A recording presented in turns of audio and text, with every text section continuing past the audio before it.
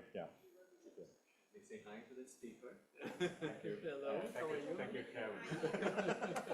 Great to see you. Yeah, good to see you. Well, my pleasure. My pleasure.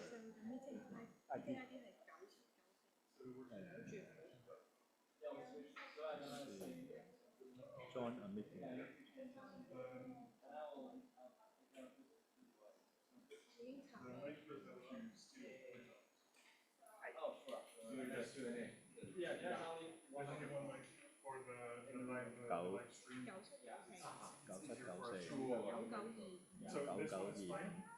Yes, for the speaker. That one is the one that we can. Yeah, so I'm gonna have a lot of indoor jogging. That's what happened. That's what happened. I did like 10,000 steps. Yeah. Good knowledge. 其實咧，我諗夠電嘅。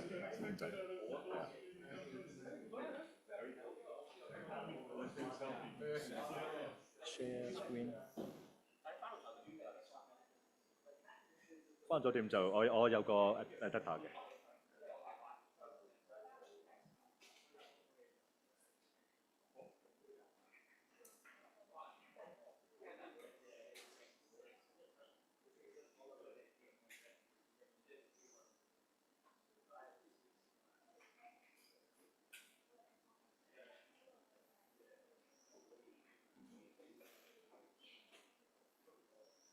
睇下。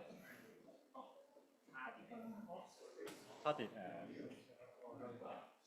Type C，哦，轉頭攞過嚟俾你啊！因為其實有44%應該都夠。我陣間轉頭攞過嚟。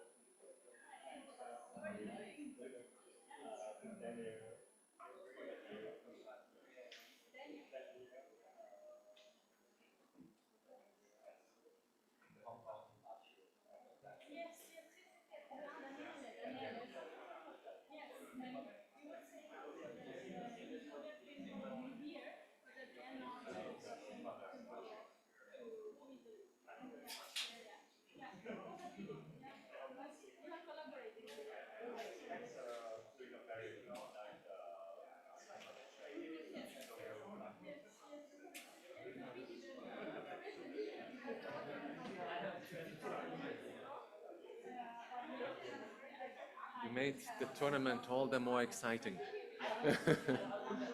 Is it starting today or tomorrow?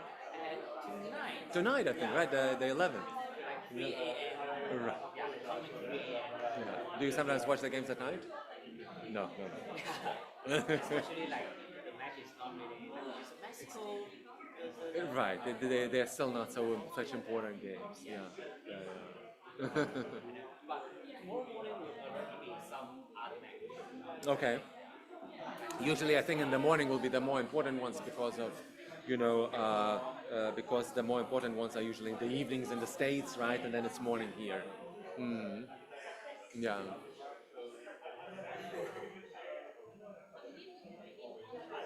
Yes. So, yeah, we still have, yeah.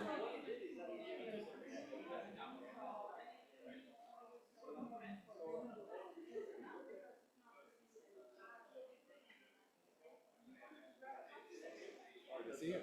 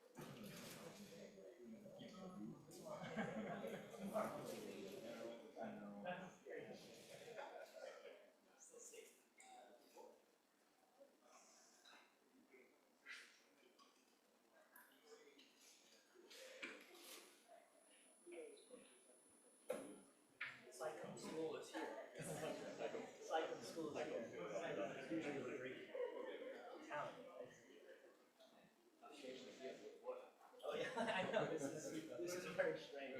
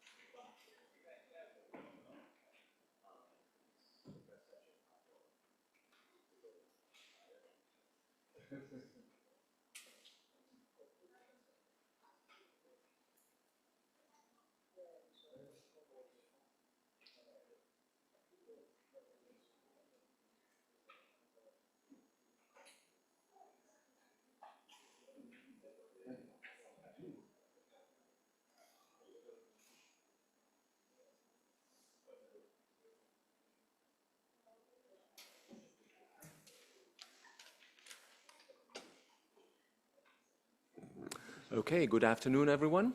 I hope the microphone is working. Is it working? Yeah, you can hear me. Very good. Excellent.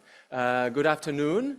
My name is Saulus Genušas. I'm here from the philosophy department, and it's a real pleasure for me to welcome the next keynote speaker, whose work has contributed greatly to the spread of Japanese philosophy in various corners of the world, including this very one in Hong Kong. Cheung Yuen, or CY, is professor at the Graduate School of Arts and Sciences at the University of Tokyo. He has authored and edited a wide range of books and special issues, including works on Nishida Kitaro, Japanese philosophy in transcultural perspective, and also recent studies on disaster, pilgrimage, and place.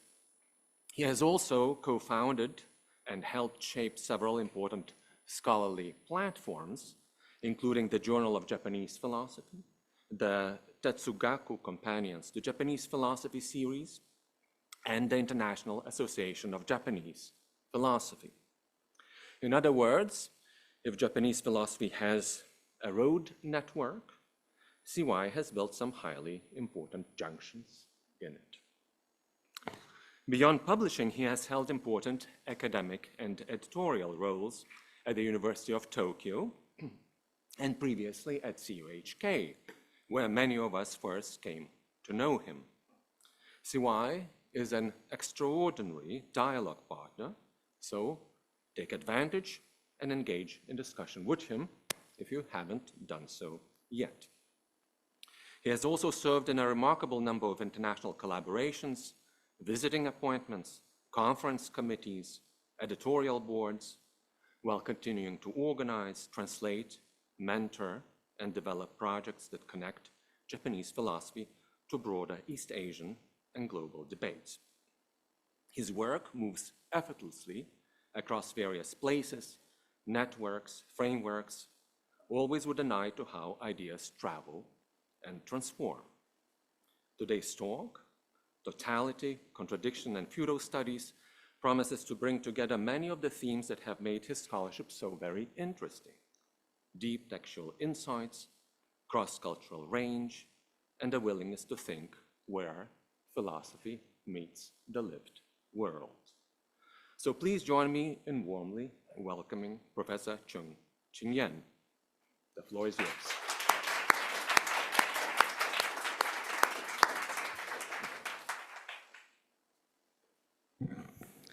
Thank you, Professor Saulus Genušas, my good friend Saulus. And it was my huge honor to visit CHK again. Let me switch it off. To have a reunion to many of friends. Thank Greg for the invitation. And to me, it's a really touching moment to be here, speaking in front of you in the same building I used to work for many years. So today, my topic is about Fudo studies. So I have to explain to you that this is a Japanese concept, which is, well, I'll just show you my picture in New Asia College. I was a student there where we had lunch. The most important thing I would like you to show you is this one. Yeah. Today I'm not going to talk about Nishidakitaro. I work on Nishidakitaro when I was a student in Tohoku University in Sendai, Japan. But today I'm going to talk about Wajiji Tetsuro. If you look into this Japanese philosophy source book, Wajiji Tetsuro is introduced as a premier ethical theorist and historian of ethics in the first half of 20th century, etc. So Wajiji is such an important figure in Japanese philosophy, but probably not really has a strong tie to Kyoto. Well, he was born in Hyogo Prefecture, more near to Kobe, and actually after he had a very good career in Kyoto, actually he spent his remainder of his career at the Tokyo University. Yeah. And today, I'd like to focus on this concept of Fudo, which Wajiji elaborated in his book Fudo, published in 1935. The subtitle of this book is Study, Anthropological Studies. So it's a study of man. Yeah. If we look into the details of this book, it is, of course, not merely about anthropology as such, but this is, again, I would say, studies on both culture and nature, man and environment, as an individual and as the collective. Yeah. So this, I hope, will suit very well to the theme of this conference about totality and contradictions. And if we have to look into the Fudo, right? I'm actually writing a book on what I would say, what I would call the Xin Feng Tu Lun, or the Xin Fudo Long. Actually, I had a double meaning of this Xin Fudo. So one, of course, it is a new type of Fudo studies, but at the same time, we are actually experiencing a new Fudo. I will explain it later. We need to work on these changes in our nature and culture. So it is a book written in Chinese, so I will basically work on these topics. But you can see from these subtitles, it will be deal with this foreign Fudo or étranger Fudo, the flamed Fudo, and also this philosophy of Fudo. Fudo change is actually the most important takeaway for today. And then the Fudo revitalization, which, as Sao mentioned earlier, it had something to do with what happened 15 years ago in Fukushima. So the disaster is still happening, but there are some people trying to work on the revitalization of the area. Yeah. So I asked AI to give a summary of my book, and surprisingly, it's rubbish. There are some beyond determinism things, the different translation projects, alternatives, Wajiji's trip, which is, I think, not as simple as that. And Wajiji's very well-known 3 categories of Fudo, namely the monsoon type, the middle type, and the desert type, which is there, but I will try to explain more, right? So this is just kind of common sense. This is actually quite nice. This is the kind of Fudo I would like to discuss with you later.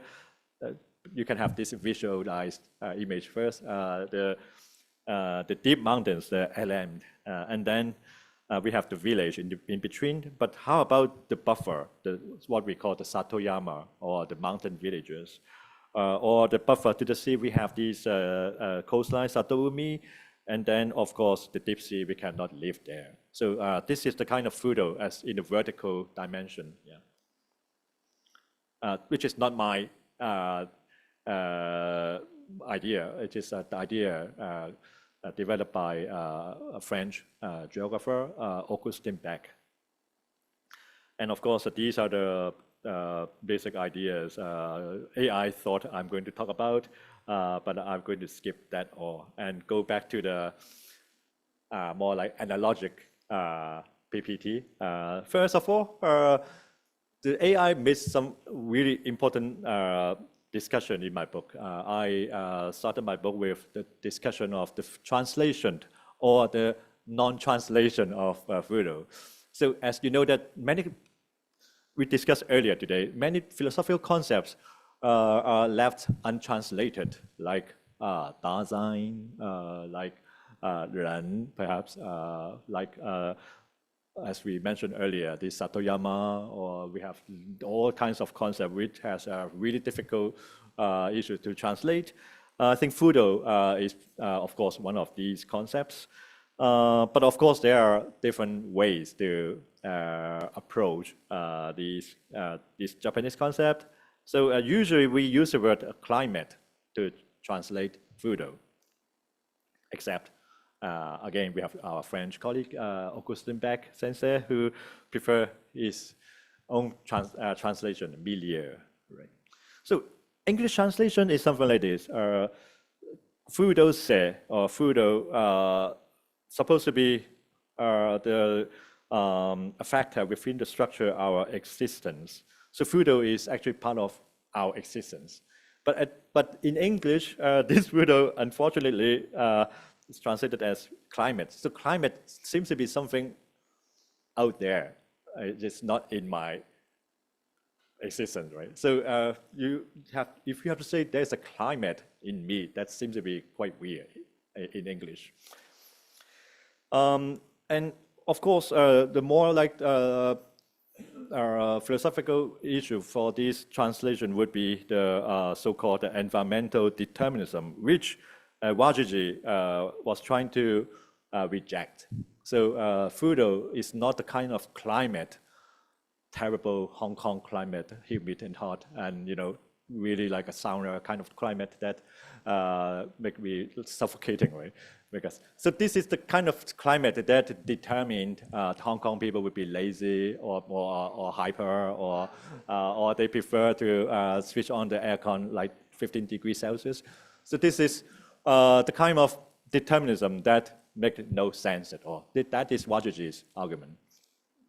So, but the problem is that if we actually use the word climate to translate Fudo, we will fall into this kind of deterministic fallacy. Yeah.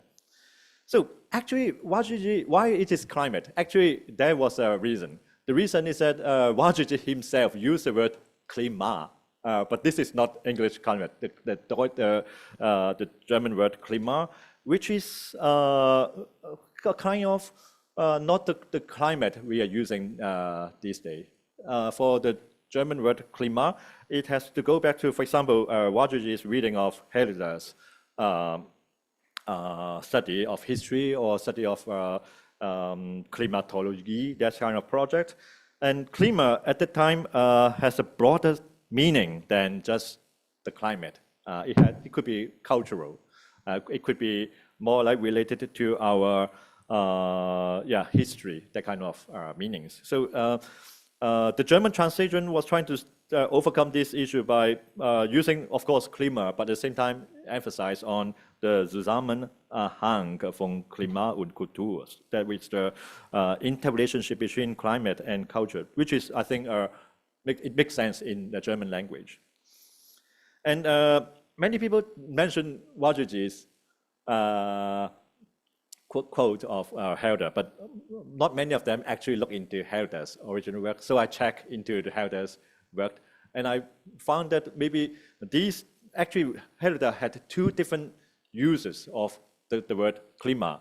So in one sense, klima could be the kind of, actually exactly the kind of climate, temperature, humidity, that kind of meaning, yes. So in the first quotation, the old notion that humans can live only in a climate when the temperature does not exceed the heat of their blood.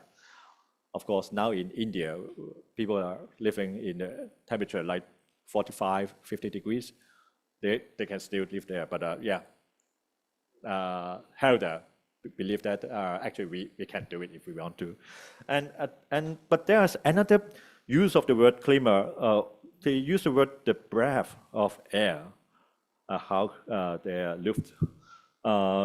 We keep breathing this air, or we'll introduce this concept atmosphere later, which is not just the air, the physical air. It includes also this cultural collective meaning of atmosphere, something like that. But yet we understand very little about the essence of this kind of Luft.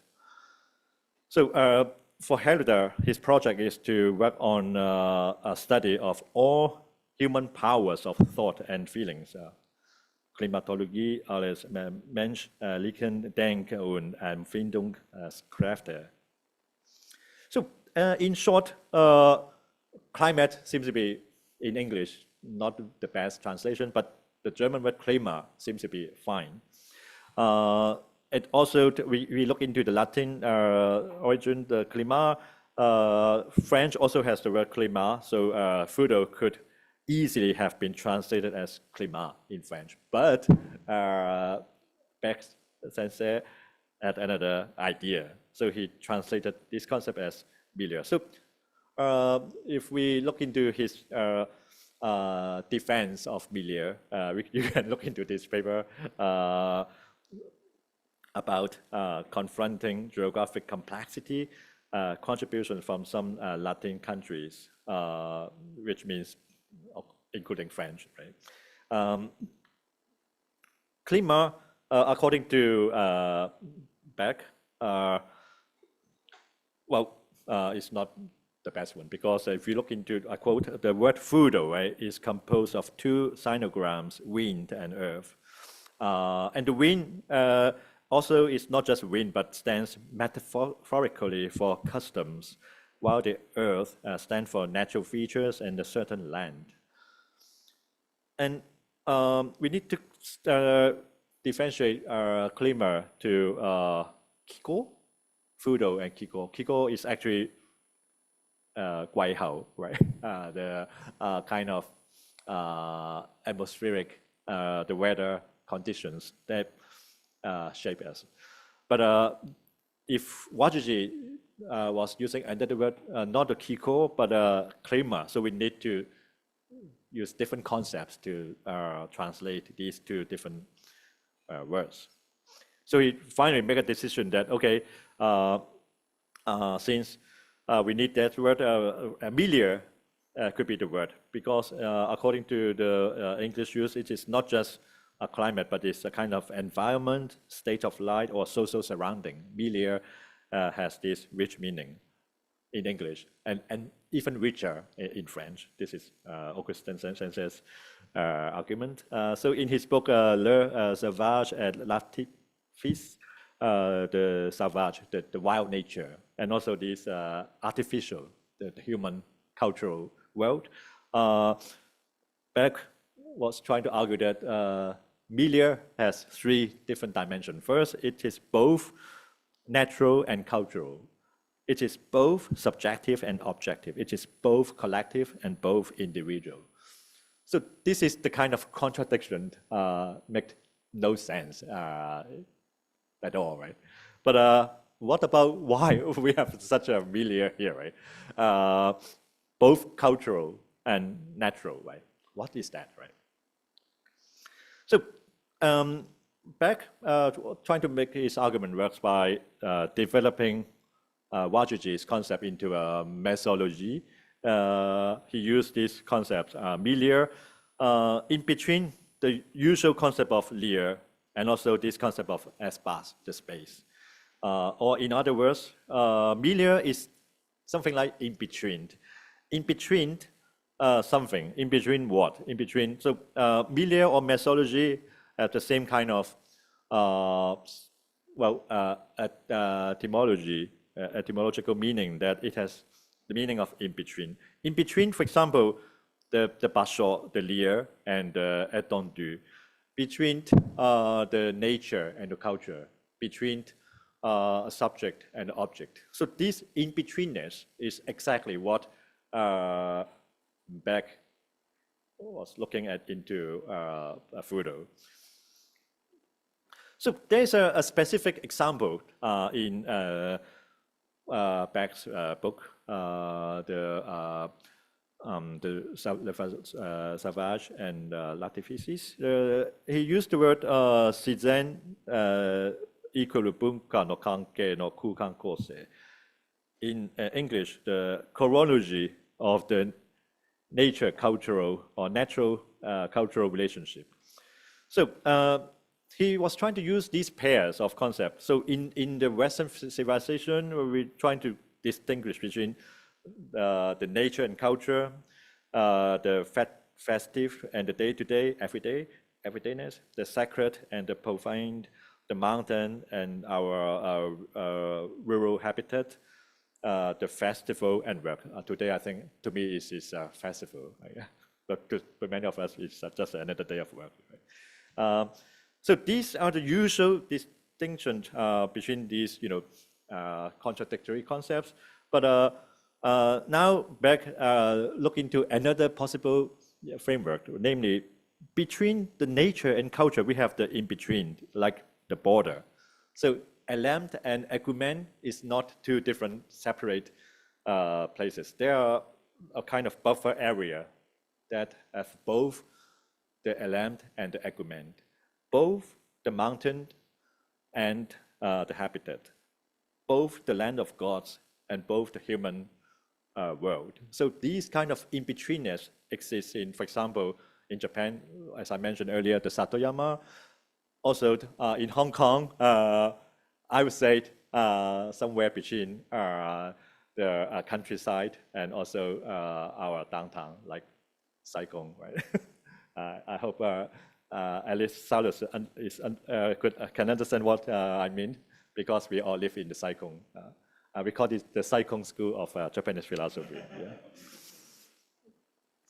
So the usual distinction here is, of course, is like contradictory. So Elam is from the words Elamos or Anakumen or desert. That means places that we cannot live, not livable, right? And Ecumen, we have this, unfortunately, used as Lebensraum or this kind of history during the Nazi, these Oikomen. So these are the places we could live. So according to Washington's framework, of course, desert is almost non-livable. Of course, we can live there as kind of monad, but usually we live in the nicer Ecumen, like the monsoon area or the middle area. So this is the usual Washington's way of understanding Elam and Ecumen. But as Beck Sensei mentioned, there is a vertical dimension here. So when we look into the border, we have the Piedmont or the shore area, which has a lot of interaction between the mountain and the people. So one example in Japan, we call these the migrations of gods. So here, gods means really different kinds of gods from the mountains and the field gods. The field means the rice field. So in the spring, we actually receive gods from the mountains. So these field gods will protect our crops during summer, during the typhoon season, the monsoon season. And then in autumn, where we have, after this harvest, we will send back the gods back to the mountains. So we will have this, movement of the gods. So mountains, to many people, is just like the wild nature, and for the field, it had nothing to do with the gods. But in Japan, we have this kind of interaction exactly between the nature and the culture, and these two are all together. So the milieu here is at the same time natural and cultural. Another example I would like to use in my class is this only yesterday. I think my almost my all-time favorite animation. It is about the Tohoku area in Japan, exactly where I spent many years there. After a drive to a volcano lake, they are driving back to their town, but on the way, they stop by a mountain village, this Satoyama. And then these ladies from the city pointing to the field say, wow, this is wild nature, right? This is nature, 自然, 自然, right? And then the local guy said, unfortunately, this is not wild nature. These are all human managed nature. We have the rice field, which is nothing natural at all. If you grow rice in natural wild environment, they will be covered with weed immediately. And all these Shinto shrine and all these forests seems to be a natural forest, but most of them are managed by local people. The Japanese concept of forest management is that you need cutting trees to keep the forest more healthier. So maybe for many Hong Kong people, we believe cutting any trees will be kind of unethical, right? But the Japanese idea is that you need to cut the unhealthy tree to make sure that the trees grow much better. Yeah. And this is how they manage the middle area, and this is both natural and cultural. And of course, I think milieu is such a wonderful concept, but I believe that Beck Sensei's translation lacks the taste of Fudo, the taste of the land and the wind, the cultural taste, the traditions, and also the soil. So I propose a word, terroir, the French word terroir, for Fudo, because terroir, as you know, that it is about wine or coffee or even rice. They have kind of the taste of course, the land, but at the same time, they have the cultural taste, the cultural dimension of a different vineyard. They have even the same, under the same climate conditions, the tastes are different because of these cultural human factors. So terroir seems to be better, but Baxter said, no, this is not, no, this is not a good idea. Milieu is better, blah, blah, blah. And also his disciple, Homanic Janelle, which is my very good friend, he is now living in Kyoto. He believed that terroir is too countryside. Well, perhaps from the Parisians, of course, they don't really like Inaka, the Hangha. Well, that is my point. I believe terroir can avoid the problem of this, physicality, or in the English term, terroir, too natural, right? At the same time, terroir can avoid to be too ontological, too tasteless, too dry, right? And then some years ago, I was able to develop this idea with my Mexican colleagues. And the Spanish word for terroir to me is fascinating because the pronunciation, I'm not good, terruño, means not just the wind, the land, the terroir, but also the homeland. So this is, I think, a very profound understanding, especially to the indigenous people of the mountains. Terruño is not a pure natural landscape, but a landscape for the people, for everyone, for kind of significant cultural meaning. So I believe terruño is an even better translation because we have a really strong affiliation to this Fudo. And I developed a Spanish word for this. We are now facing this crisis of, everyone knows this German word, Heimatlosigkeit, but Heimat could be really problematic. So I developed this word, desterramiento, which is the destruction of our terroir, our teluno, our fudo. And I hope our Mexican colleagues would understand my point. And also my Ukrainian colleagues. I host one Ukrainian scholar in Tokyo, and I learned a lot from him. Alex is his name. He taught me everything about Ukraine. And the most important thing I learned from him is that Ukraine is exactly a place with very rich food, because it is not just a wild grassland, and it is not just another capital city. It is the borderland. And here, borderland is not something marginal or like lack in history. Borderland is a place rich in food. It is both natural and cultural. And of course, we all know that this borderland is fragile. Fudo, if I look into the flag of Ukraine, which is actually to me the fudo here. We have the blue wind and then the yellow land here.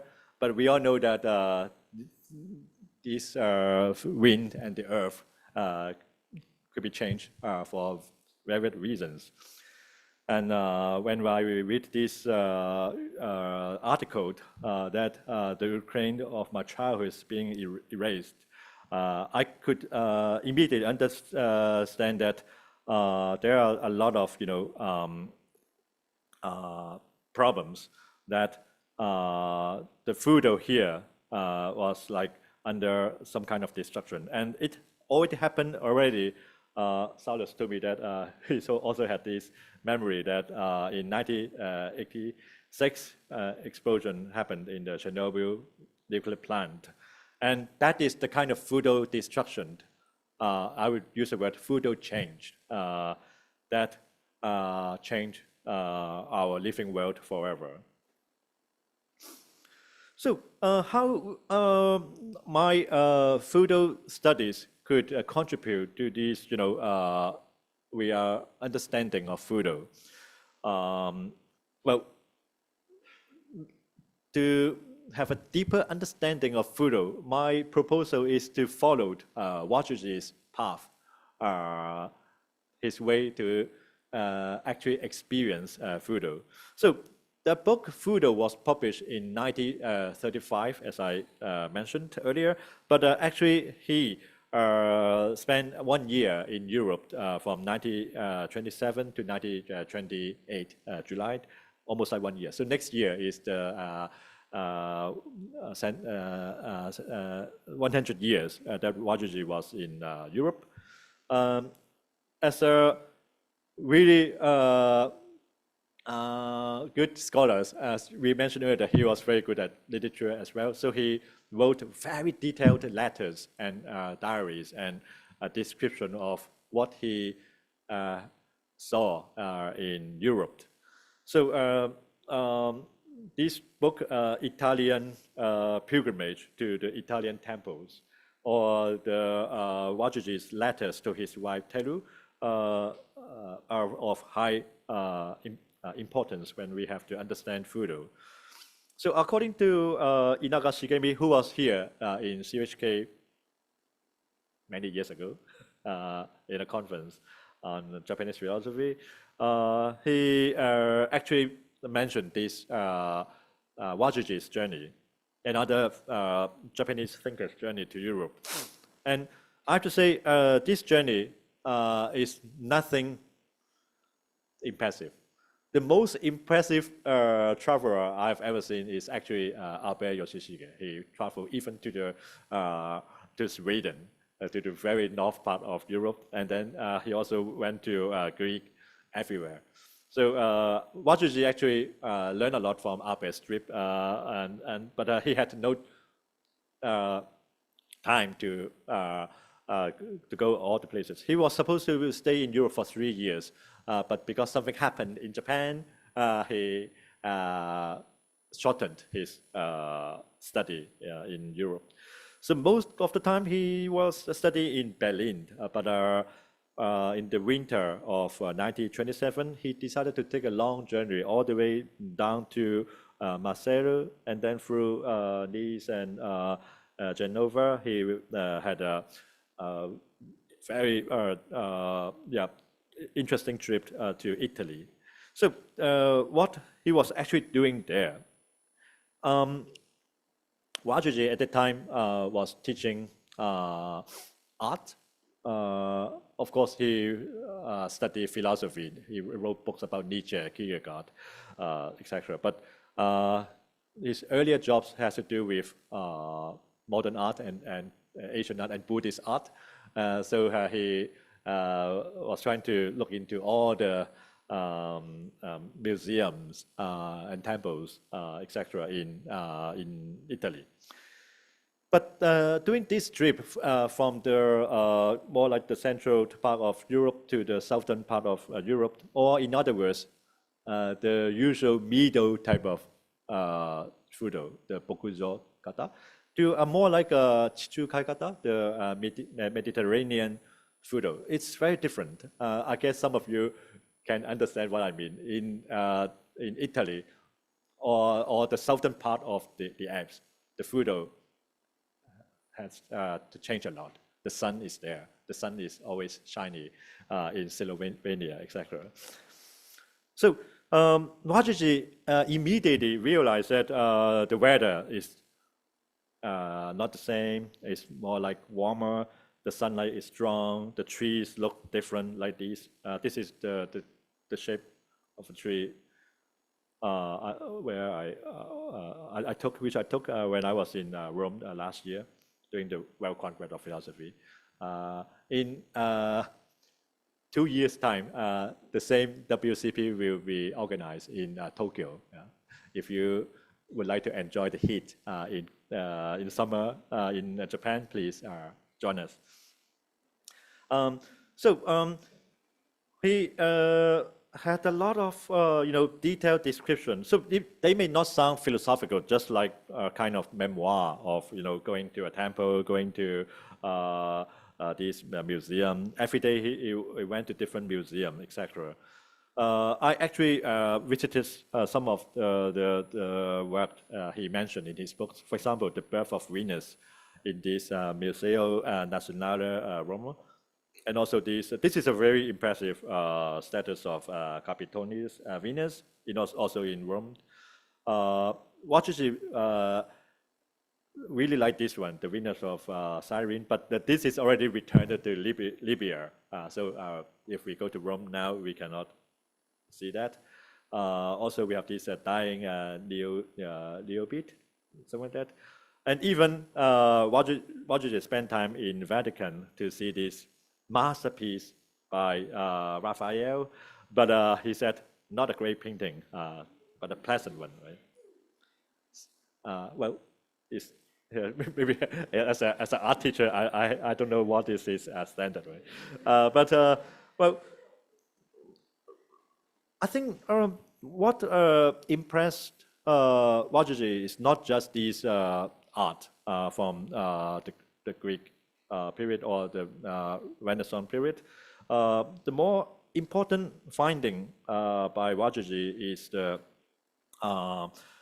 heat, the fudo, the fudo no hakken, the discovery of fudo.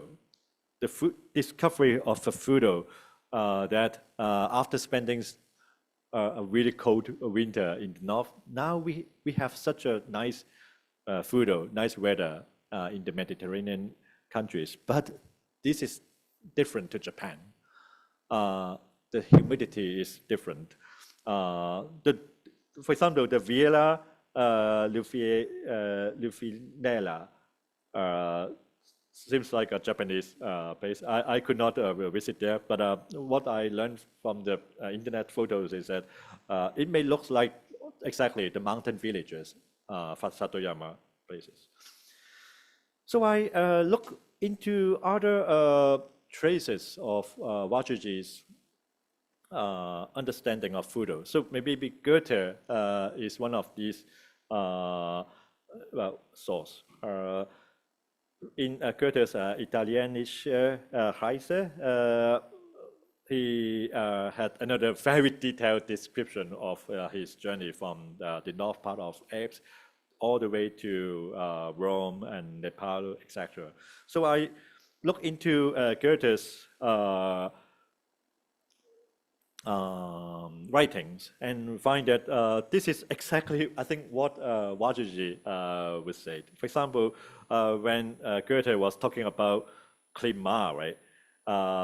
This weather reporter would, well, has different ideas. Well, Goethe would say that, but I was mistaken, as I should have known long ago, for it is not the pole, the latitude, something like that, that determines climate and weather. So this is not the pole alone that determines climate and weather, but the mountains, ranges, especially those that run from the east to west across the land.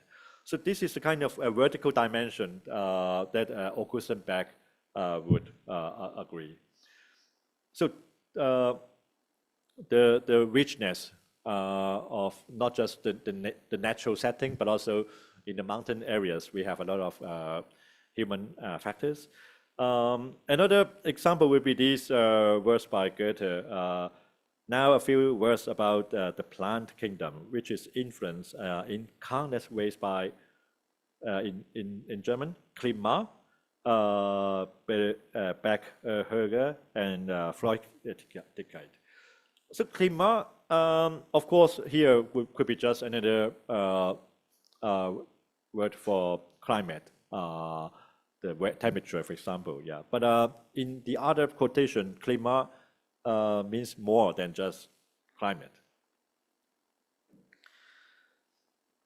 And since Wajiji missed the chance to look into the most interesting photo in Europe, namely Switzerland, the mountain areas, if he had the chance to visit Switzerland, he might have gained a deeper appreciation of the so-called middle photo.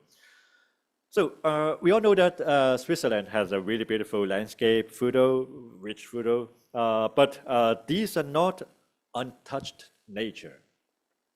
Of course, the mountain Alps is almost like untouched nature, but generally speaking, the many mountain villages are already inhabited by people. The pressures across the country has undergone centuries of controlled management to suppress the growth of trees and shrubs, allowing grassland to thrive. So that is the kind of Satoyama kind of philosophy that requires some kind of management of our nature. So this example would be this Bintalo Valley. I've never been there, but that's why I saw from this report. They have the mountain villages now. The nature might have restored part of this land, reclaimed part of this land. But these are not pure. Many of these landscape are not purely natural, 100% natural. And this is, again, very interesting. If we look into the meaning of the word the Deutschland and the Switzerland, I think they have a really different approach to land, to our land or to our food.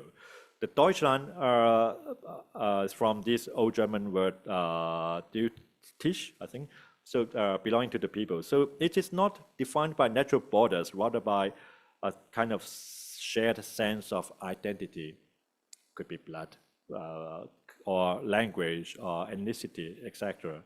But Switzerland, on the other hand, derives from the medieval German term Swiss, I think originally from this place. So it's more like a specific place in the mountain.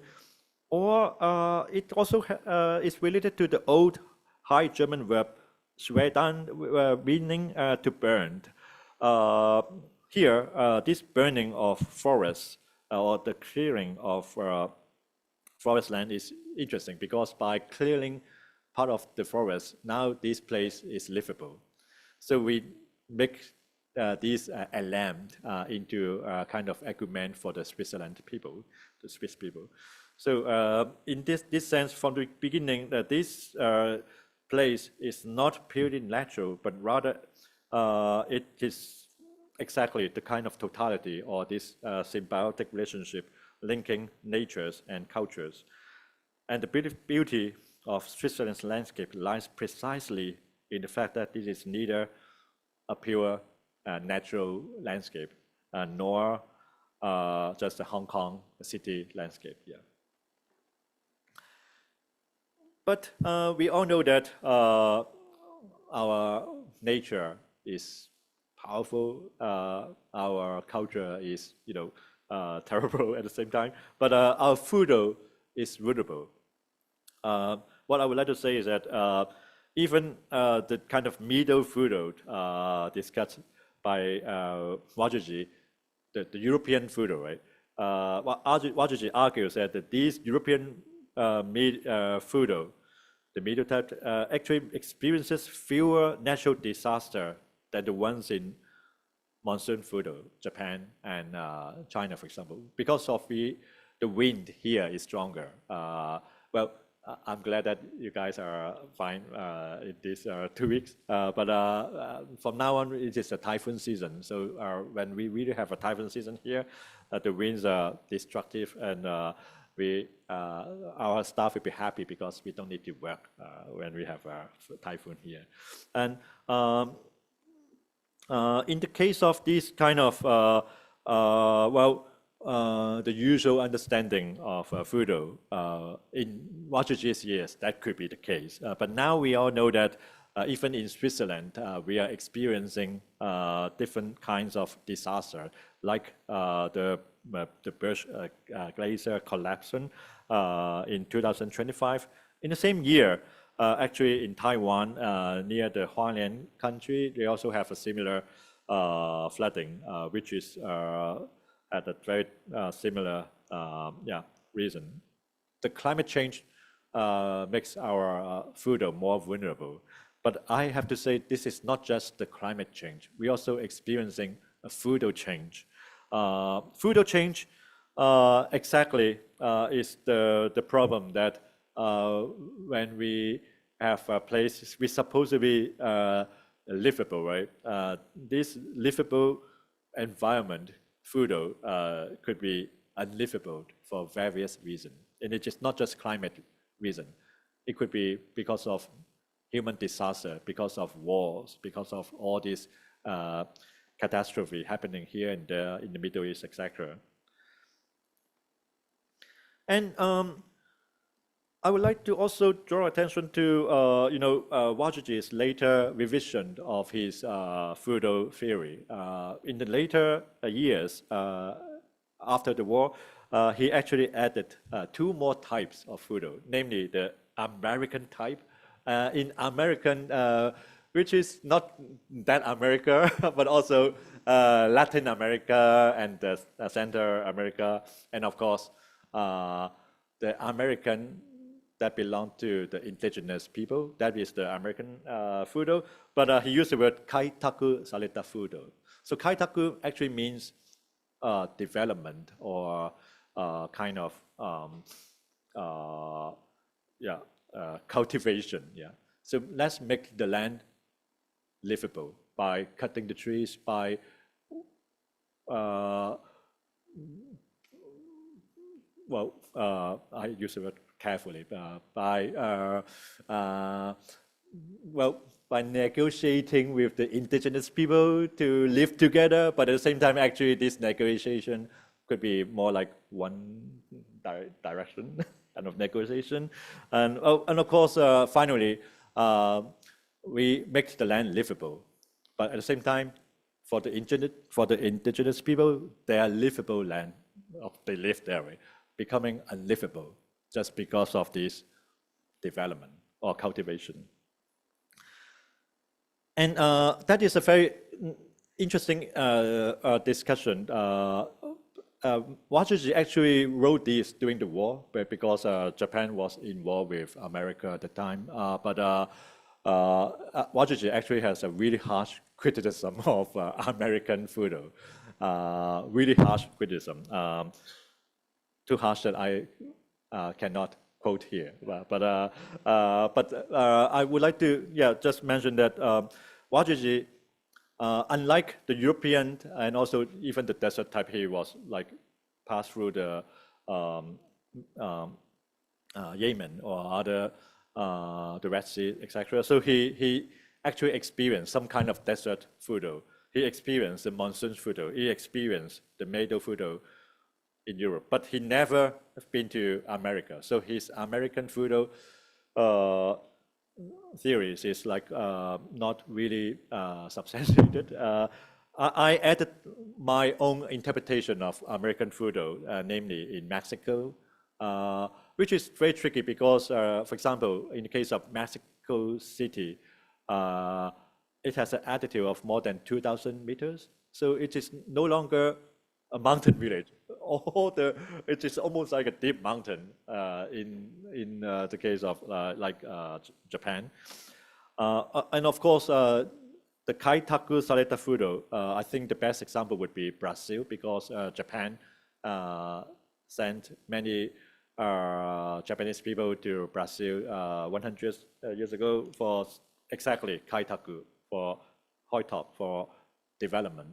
But at the same time, they may be just sent to some coffee farms to work as a non-white slave, and maybe some were sent to. I met a gentleman in Sao Paulo a few years ago, and this guy was like, he spent at least 2 years cutting trees in the jungle, and I believe he was not cutting trees like that, but huge trees. And he said some of his colleagues died because of this very dangerous tree cutting. Well, somehow he survived, but he received no salary for more than 2 years. And he realized that actually nobody cared about their lives. They just work there, they die there, and they will just become backward, right? Just a longing toy, kind of backward. And nobody will remember their existence. And so this kaitaku, this development, was again, we need more historical examples, cultural examples to complement Wajiji's Ninikaku. And also this stepper, I hope some of you may understand this Russian word stepper. I try to understand it as a kind of grassland in this, the kind of Euro-Asian continent, which is not desert, but at the same time it is almost like almost not livable. Yeah. So we need some kind of human factors to make it livable by cultivation or by some development. And stepper here is important because, for example, Mongolian culture.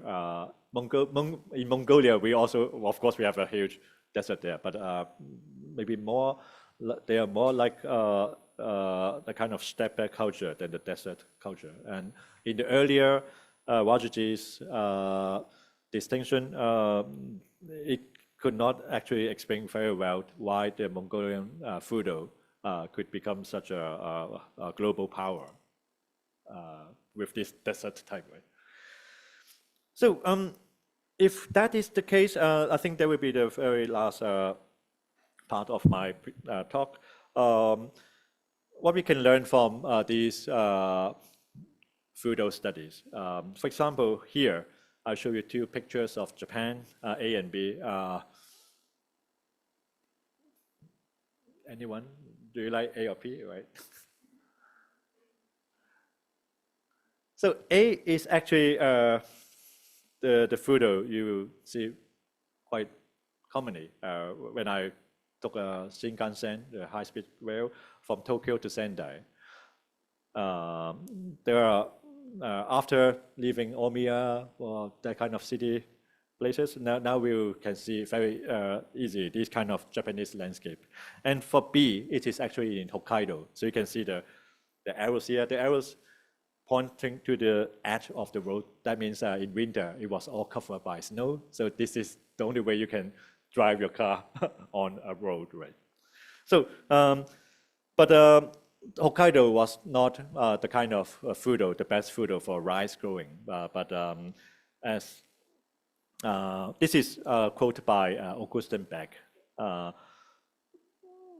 For example, Japanese society established rice paddies in Hokkaido, which in a sense was a recreation of Japanese landscape.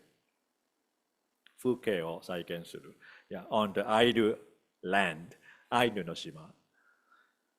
So this is what happening here is that historically this replication was predicated on imperialism and the exclusion of one indigenous society by another foreign society.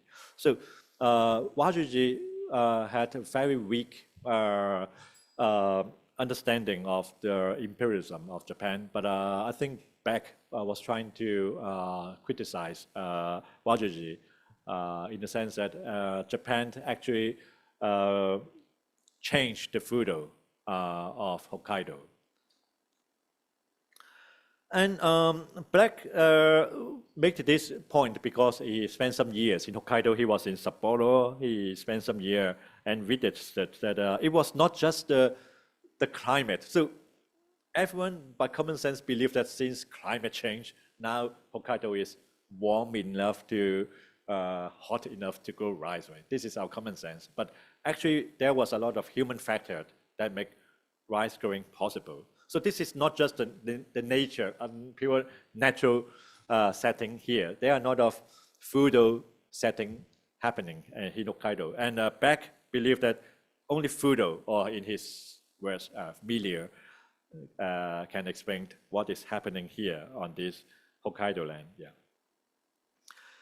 But as you know that our recent problem in Hokkaido is not just the rice growing, but also this problem of wild animal, the brown bears, which is not the black bears we see recently in the Honshu of Japan.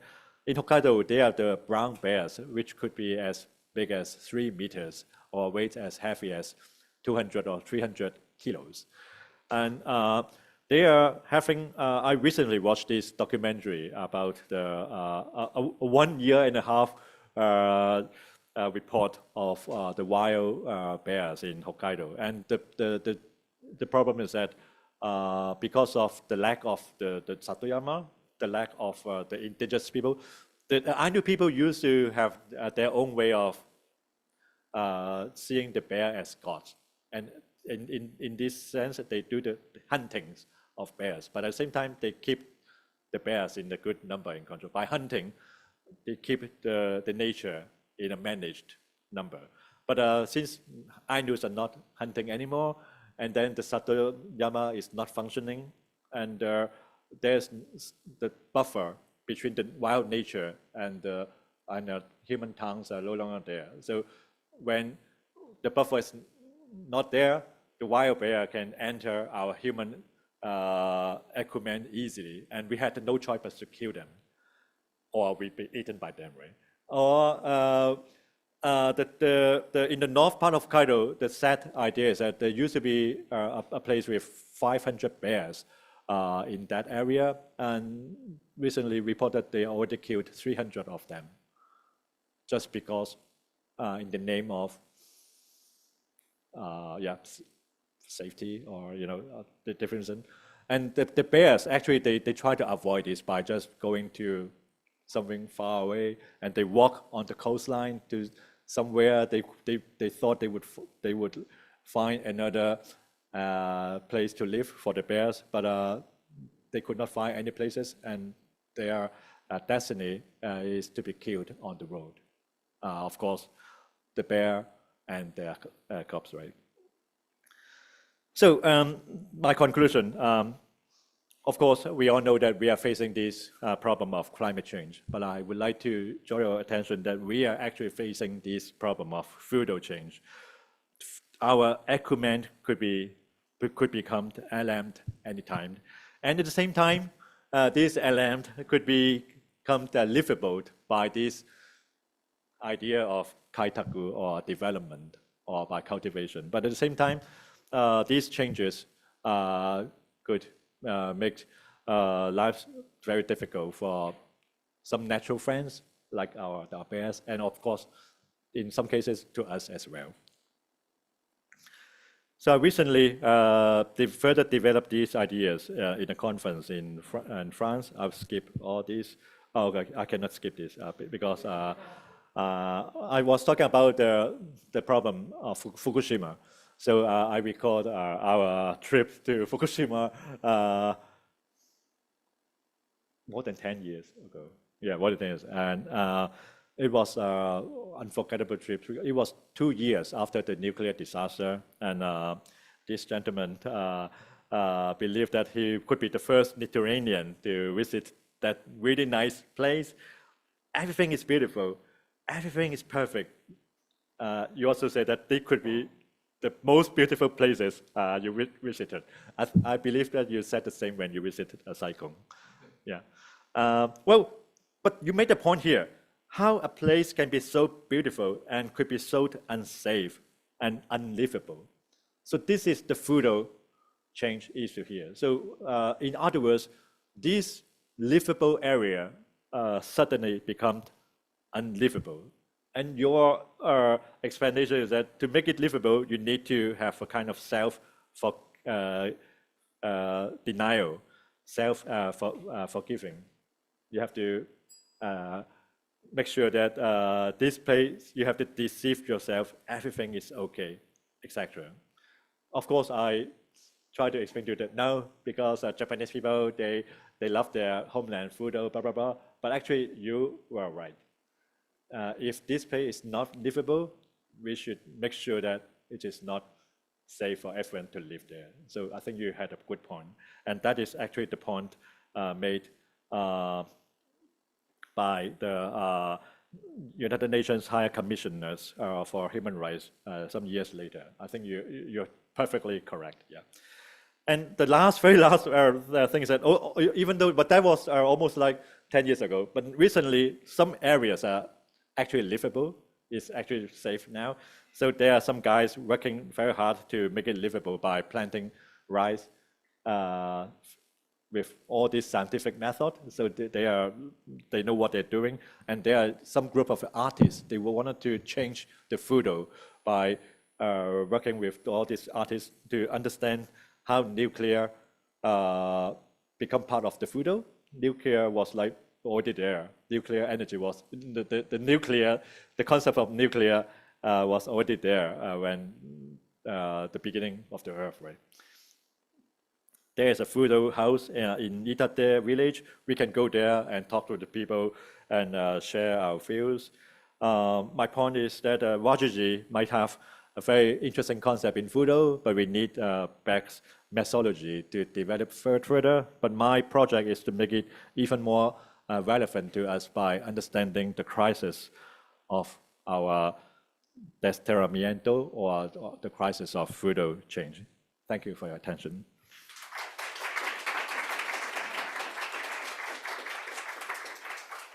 Yes, thank you very much for your talk. To use your words before coming here to your talk, it was all work for me, but now it was a festival. So thank you very much for this. Well, I'm probably very excited. Interesting about this critique of that naturalistic conception of beauty, naturalistic conception of nature, and develop a more comprehensive alternative conception. So the floor is open for your questions and comments. We have some time for discussion. Who would like to begin?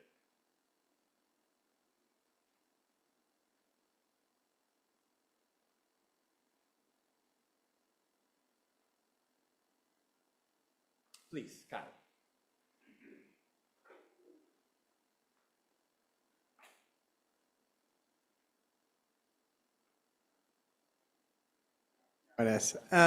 Thank you so much for your talk. It's really an exciting way to rethink Watsuji past some of his kinds of limitations and give birth to his philosophy in new and exciting ways. I wanted to ask particularly about the later revision, sorry, I have to, my voice. The later revision of the Fudo theory and this theory of like America and the steppe. This has been criticized by Tanikawa Tetsuzo on the grounds that he says something like, I'll quote a little bit. He eschews the diverse natural environment of these regions in favor of a unified understandings of Russians and Russian culture and Americans and American culture.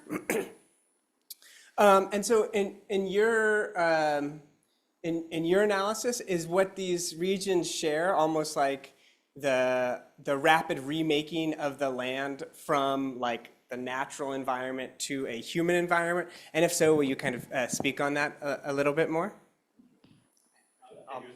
Okay. Ja.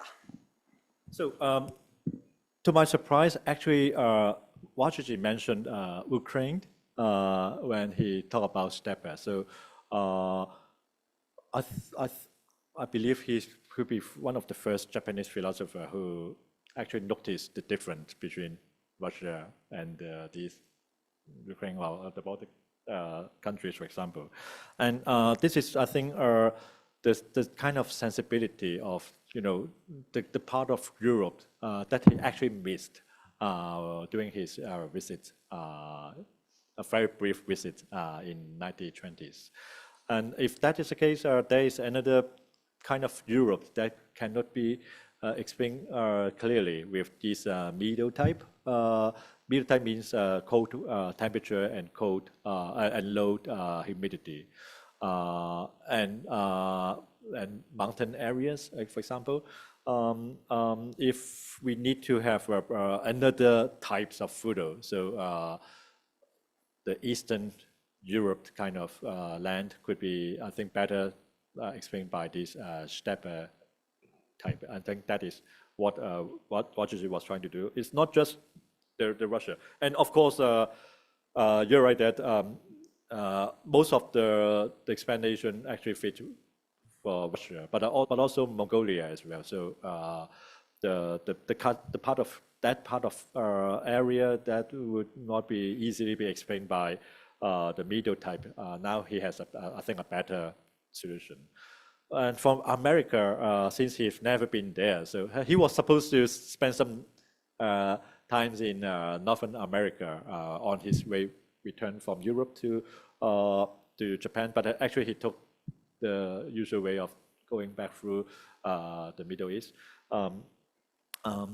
So he had no first-hand experience of Fudo. But actually he mentioned both not just the Northern America, but also these Latin American world, which is could be a beginning for further understanding of Americans' Fudo. But that was not many things Wajiji himself could do, since he's never been there. Unlike the first three types he already experienced. Yeah. And one more point is that, but I prefer the earlier types, because it is not just the universal, the coverage of all the different Fudo in the world, but this is the kind of Fudo which are more like the Hegel three settings of the livable monsoon type, and then we have a very different livable but different, namely the middle type. Now we have a completely different, the third possibility, the desert type. That is more like philosophically interesting than just like a kind of collection of different Fudos in the world. Yeah. Yeah, thank you very much. Maybe I will jump in here and just follow up on this, because that's a point that I found very interesting. So, so on the one hand, the concept of climate is too naturalistic, and the concept of milieu is too cultural, right? And you are looking then for something in between. But when it comes to these concepts, such as the American Fudo or the Fudo of the steppes, it seems to me to be a very natural concept, in the sense that, well, I don't see in which sense and to what degree can we think of Fudo as a historical concept. So for instance, if we look at the history of art, within one and particular cultural framework, we'll have, say, approaches to nature that are guided by the principles of the Enlightenment, a British park. You have the ideas of romanticism, nature that is opposed to the city, the idea of a wild nature. You have 20th century alternatives, right? So within one and particular natural framework. So to what degree is the concept itself historical? So all you mentioned here, especially if you see from a naturalistic way approach, these are perhaps all our arts could be explained by this naturalistic approach. At the same time, we may also use, for example, a completely cultural approach to explain all different arts. There must be some kind of cultural influences that shape these kind of styles. But for example, taking the Japanese ukiyo-e as an example, these wooden craft paintings of Fuji Mountain or this path, etc. So the motive of these landscapes, seemingly they are the natural scenes, right? But if you look carefully, all these wooden craft prints, they have a lot to do with a human in this nature. So maybe the explanation could be naturalistic, but the motive and also these exactly the scene there is not just the nature and not just the culture. There are a lot of the Fudo landscape there. So if that is the case,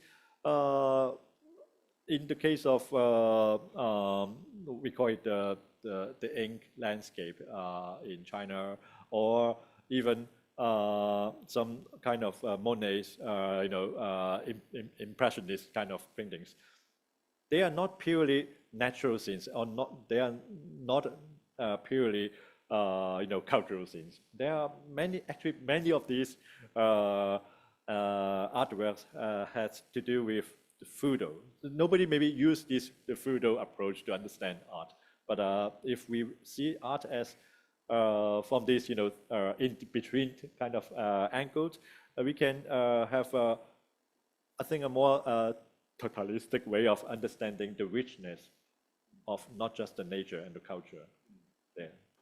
Thank you. Yeah. Thank you. Further questions, please? Yes, please.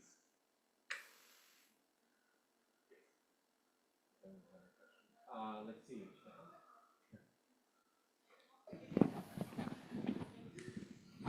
People online, they can. Yes, thank you. Thank you for your presentation. I believe I have seen like two tendencies in your presentation of Fudo. One tendency is maybe similar to Watsuji in the sense that there is like the work of collecting under some categories, some specific spaces or places, and make of different places like one category, like Monzon area and so on. But on the other hand, I found very interesting at the end of your presentation, you went very specific, and in some other points, like looking at one city or one part of the coast. So I see these two tendencies, and I remember that Watsuji was he how can I say? He was his theory was taken as too deterministic because of the first tendency I spoken about. So what is the role of the second tendency? Is it something new or something already in Watsuji, something that you would like to stress more for developing further Fudo studies? Or? Thank you. This is very important. So in my book, I would mention this Japanese scholar, Inuma Jiro, who is professor of agriculture in the University of Kyoto. And according to Inuma, his specific example would be Iraq. So he was there, of course, before the Iraq War. He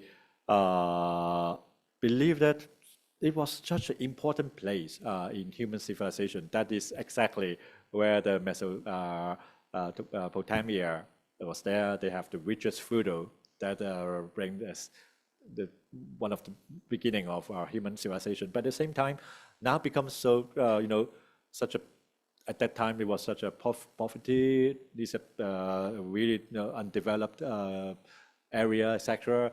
It has all these political problems, such a terrible food, right? So if we use Wajuji's theory, the type theory, the type is there. The type guarantee some kind of characteristic, some kind of promise of the land. But the food is still there. But why that place could have this food change from such a civilized, developed place into such a terrible place? Not terrible, but maybe not such an underdeveloped place, right? So the explanation, according to Inuma, is that exactly Wajuji was wrong with these types theory. So he missed the point that food could be changed. He used the word Totality, Dongtai. So I think after COVID, we get used to this Dongtai means Dongtai Ching, 嗰啲動態. We have these dynamic ways of understanding food. So the types theory is interesting, but they cannot explain this change in the food. But agricultural study, these scholars look into the change in the tools, exactly the tools of all these farming tools. Because of this change in humidity, they have to use they develop different tools to make a better crop, etc. So if we look into the history of agriculture, there is a kind of development of our interaction with the nature. So this really dynamic way of understanding food is exactly what Wajuji missed in his old theory. So Inuma made a major contribution in explaining, developing these dynamic food studies, but somehow he's never mentioned by philosophers, because they are philosophers with very little about agriculture scholars, right? But that is actually, I found really interesting. And this scholar read Wajuji very carefully and realized that there's something, really problematic in this, type theory. Okay, we have a further question here. I'm sorry for keeping you waiting. You might have had your hand up a little earlier. Thank you for your talk. It was very enlightening. This is more of an anthropological question instead of a philosophical one. And I'm kind of unfamiliar with Watsuji, so I'm wondering if he or New Fudo Studies could respond to something like. So it seems to me that the relation of Fudo is primarily grounded on people contra nature. But I'm thinking also of the case of Fudo that is people contra people, right? So you kind of alluded to this in multiple places in your presentation, displacement and having a Fudo be like irrevocably changed by things like natural disasters or like something like colonialism, right? So I'm wondering if, like, how would New Fudo Studies respond to something like displacement? Because you see in the contemporary crisis, things like mass immigration and post-colonialism, where you are alienated in your own Fudo, so you all encounter this disharmony, despite you not doing anything. It's beyond your power. So how would New Fudo Studies respond to like that sort of radical, situation? Thank you for your really important question. And the best answer is from Wajuji's Fudo, because he mentioned the case of Hong Kong in his book. Could be, I think, the first analysis Hong Kong philosophy in history. And in his book, the 1935 photo, he believed that Hong Kong is so special, but he never landed on Hong Kong. He was just looking into what's happening from the boat right, ferry, and he realized that well he didn't mention the nature of Hong Kong, but he mentioned that the many Hong Kong people living on the boat, sampan, right? They are carrying guns in the boat. So for Wajuji, from a more like civilized country, from Japan, he realized why these people are living on the boat, and at the same time why they are carrying their own cannons. And the only explanation is that these people are not just, but Hong Kong, Shanghai, Japan, they are all the same monsoon type of photo. But something is really different because in Japan, monsoon is like the kind of natural disaster that make people work together to have a stronger bond to cope with the disaster.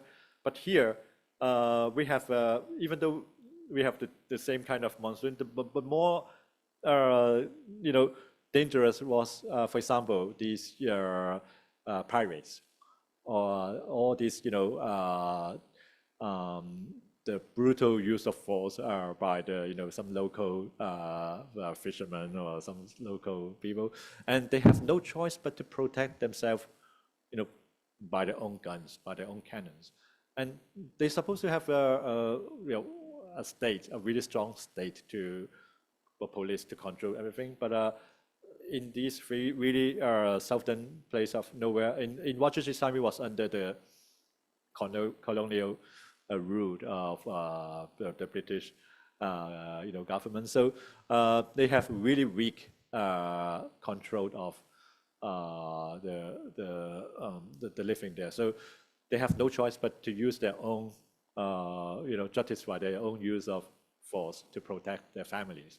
And this is not just, the usual explanation of our human nature connection. This is exactly the kind of really complicated human factors. But still, we need to justify not a strong state, but almost like a anarchist kind of way to protect themselves. And this finding is, I think, really interesting.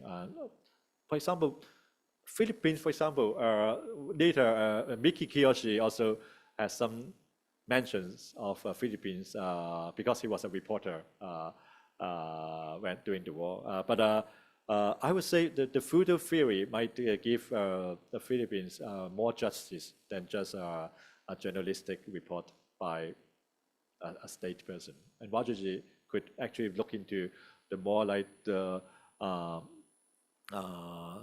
core of the local people rather than the state level. Yeah.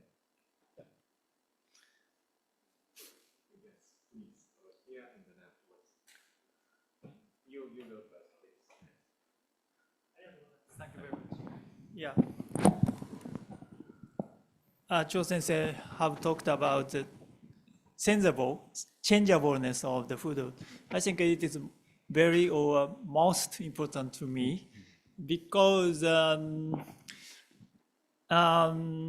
I cannot fully understand what Watsuji intended in the theory of Fudo, because from Nishida's aspect, or maybe from my interpretation of Nishida, I've talked this morning, in theory of Fudo, Fudoron, raising Fudo seems as if raising some substantial, homogenized, typical type of culture.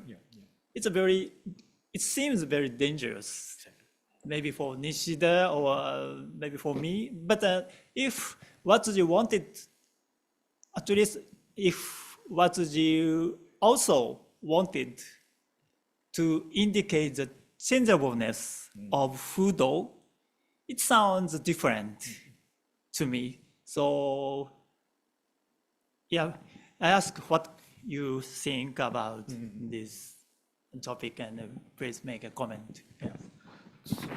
So the moment I realized the problem of Fudo is when I had to teach here in this campus about Japanese culture.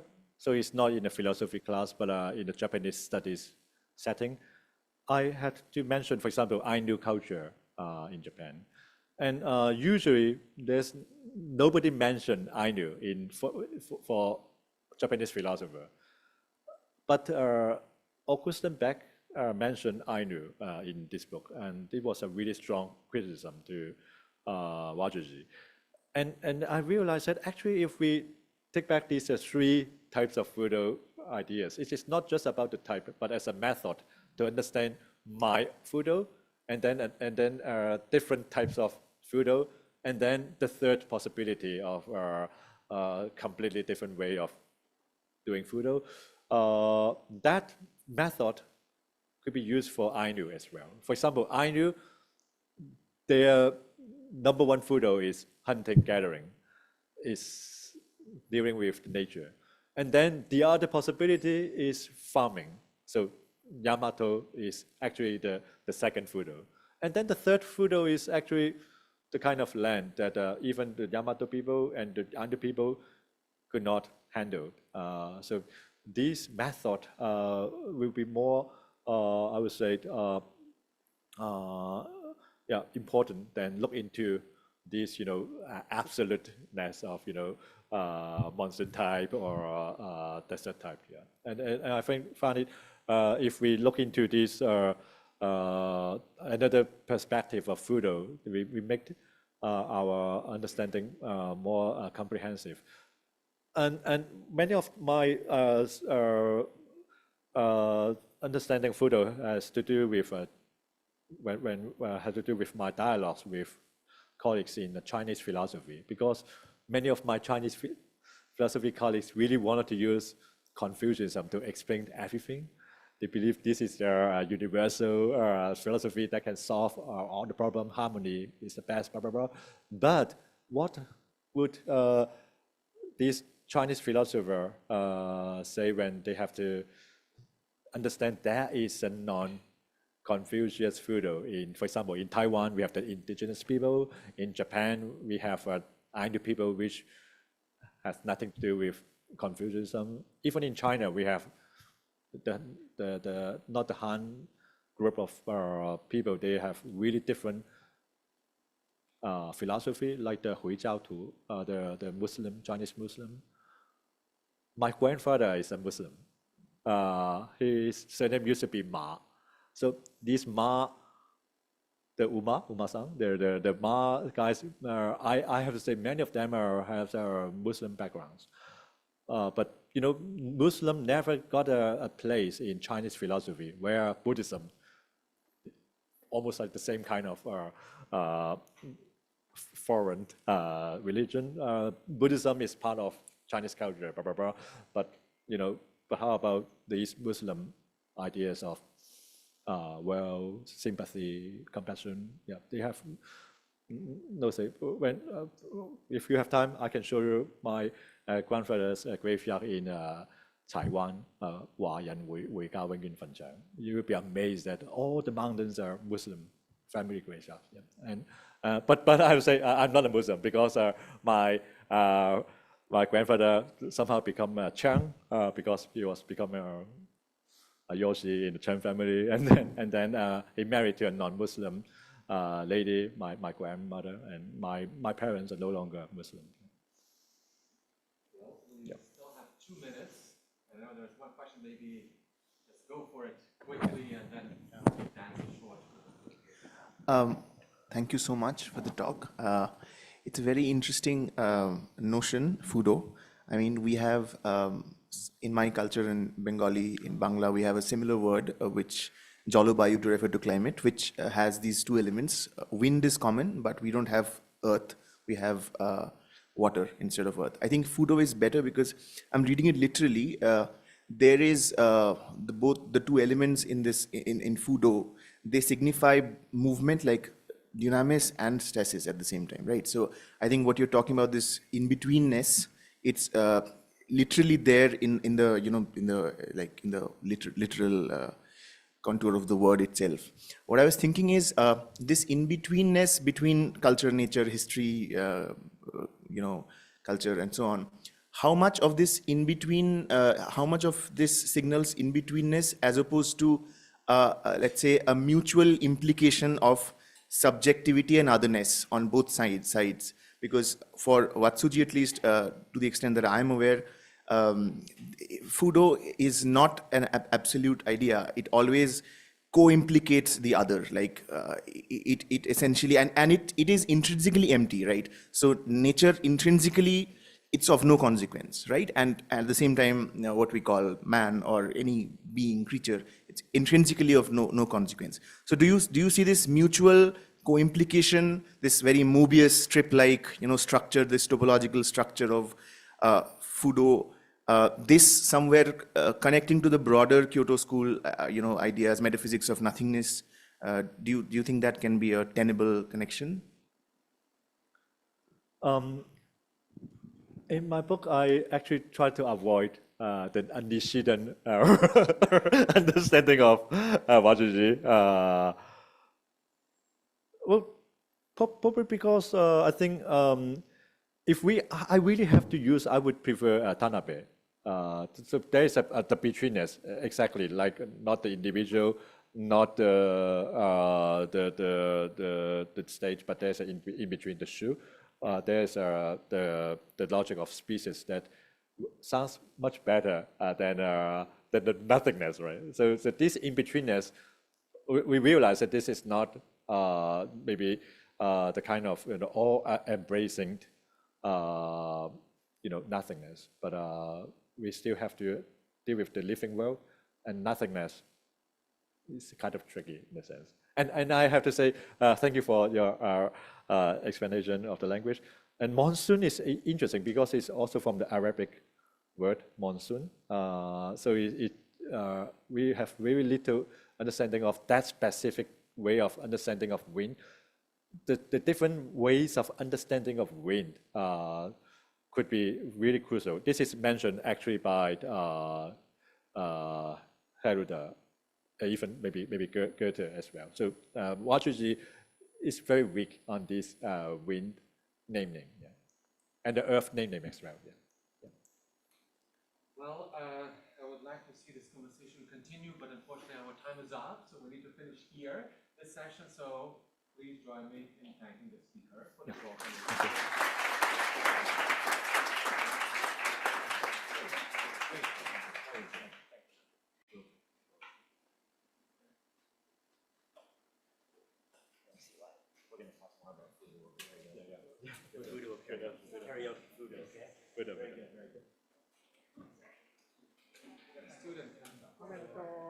Oh, thank you.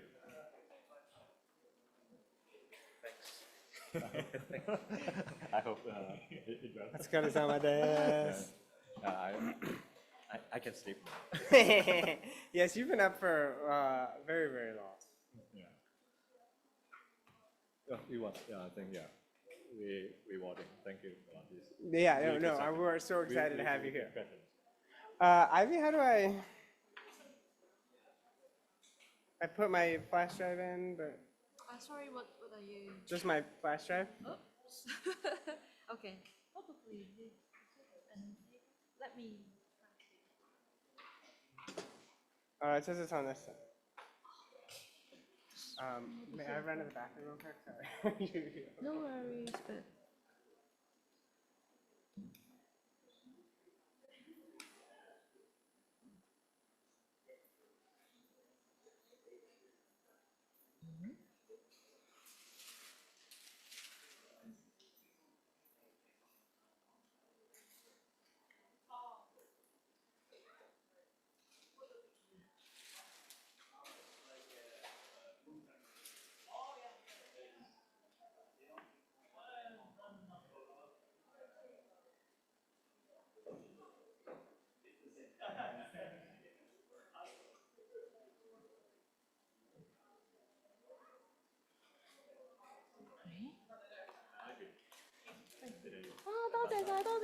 Thank you.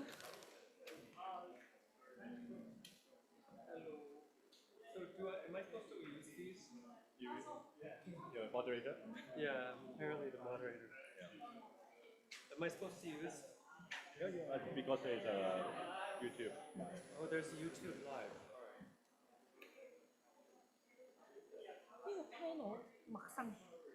I just finished my talk. I missed your talk. I'm sorry. 頭先我撳咗呢個就出咗頭先嗰三個 option，跟住呢個冇反應，係我都好驚訝有得 touch。You're always no, you're always down to do things with the rest of the classic CY.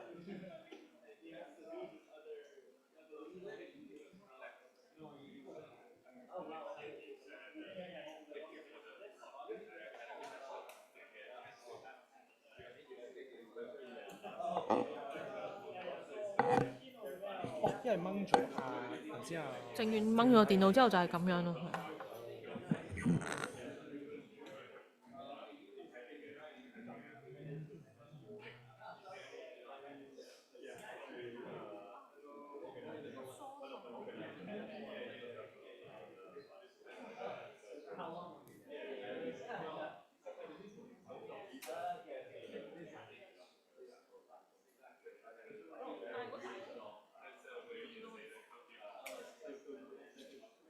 You have already done my job?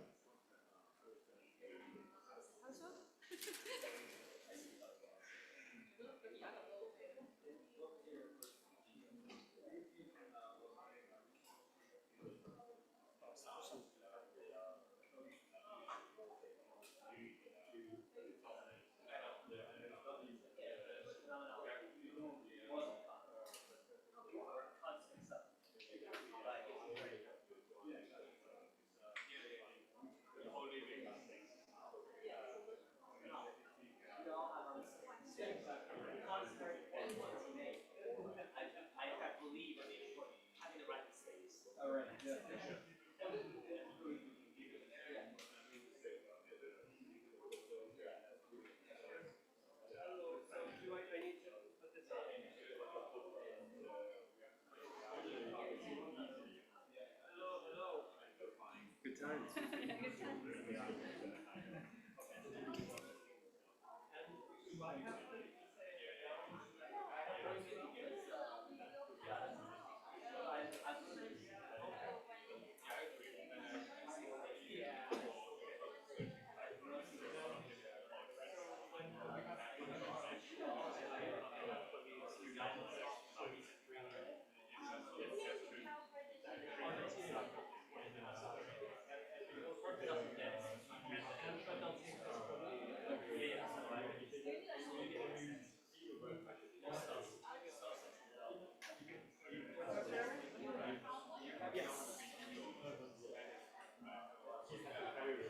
Always cowboy.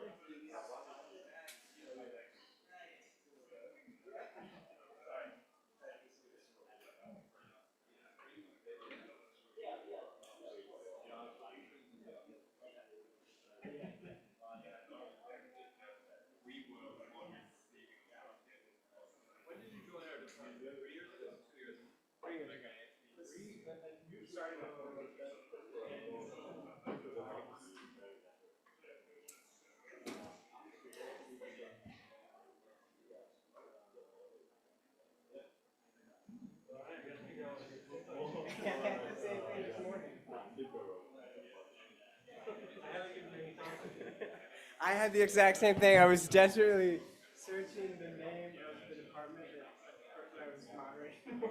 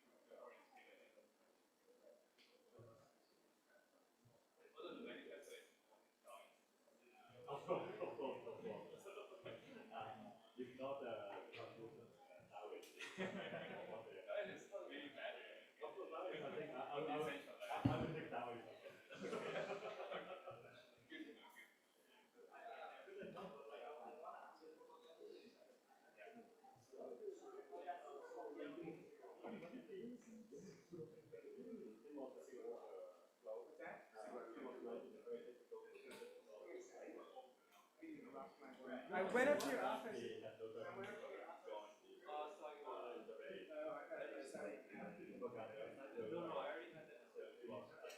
How did it go? He was like, "You so motivated."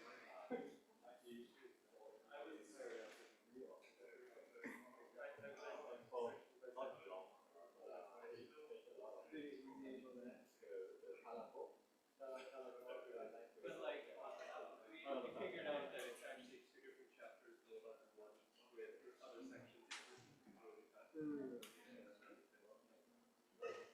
Sounds like you helping me rewrite my theater.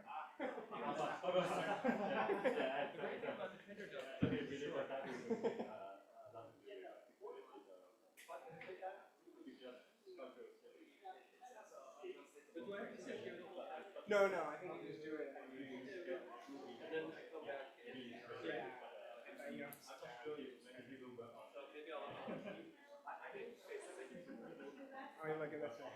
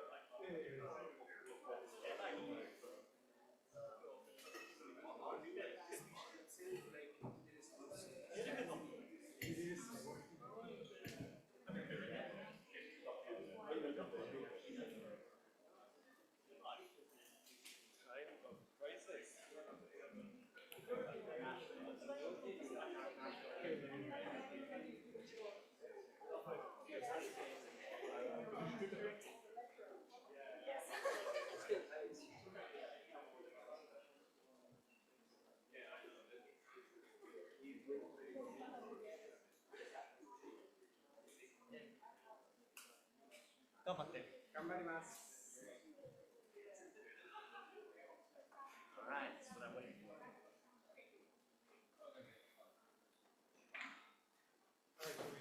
we start? Yes, please. Is that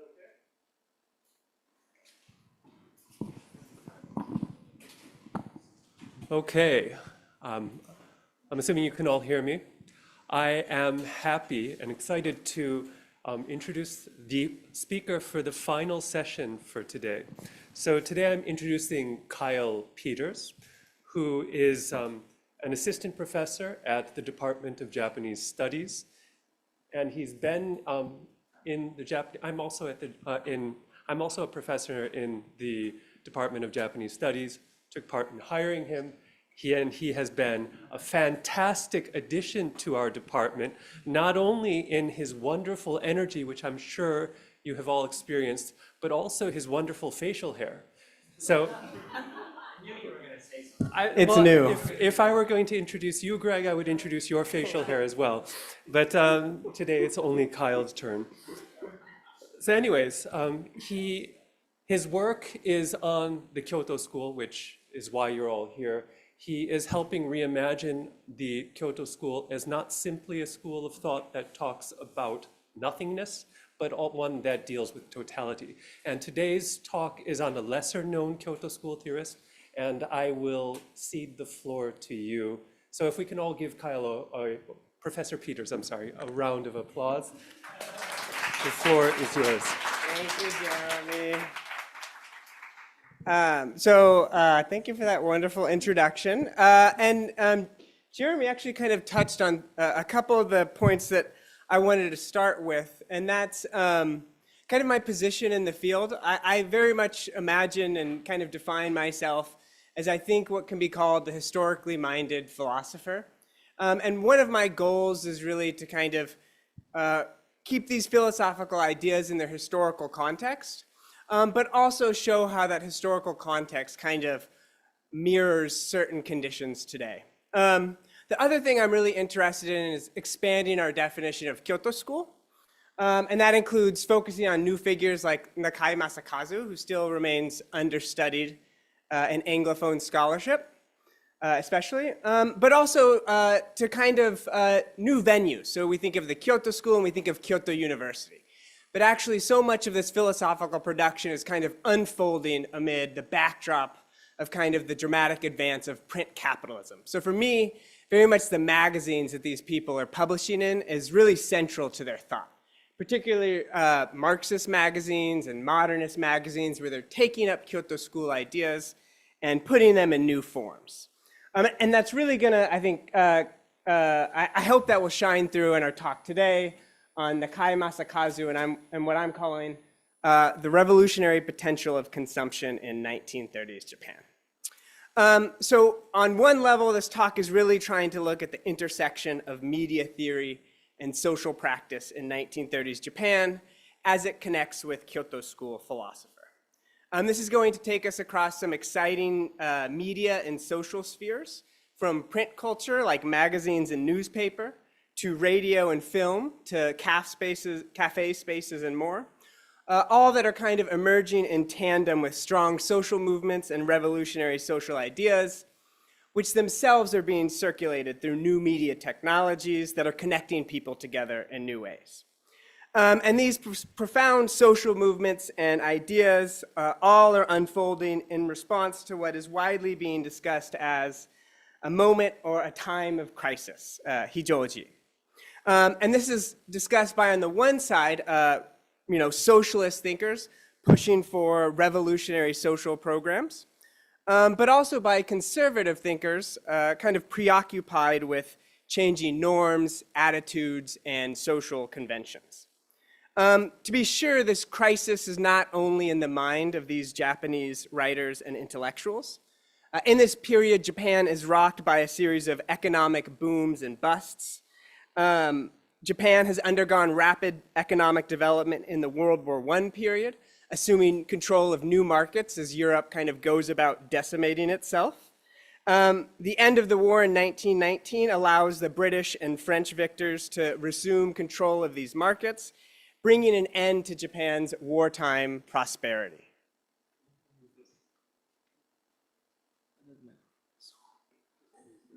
Testing. Okay, is that better? Okay. I'll try not to move too much. So the end of the war in 1919 allows these European victors, such as British and the French, to resume control over these markets. And this kind of brings an end to Japan's wartime prosperity.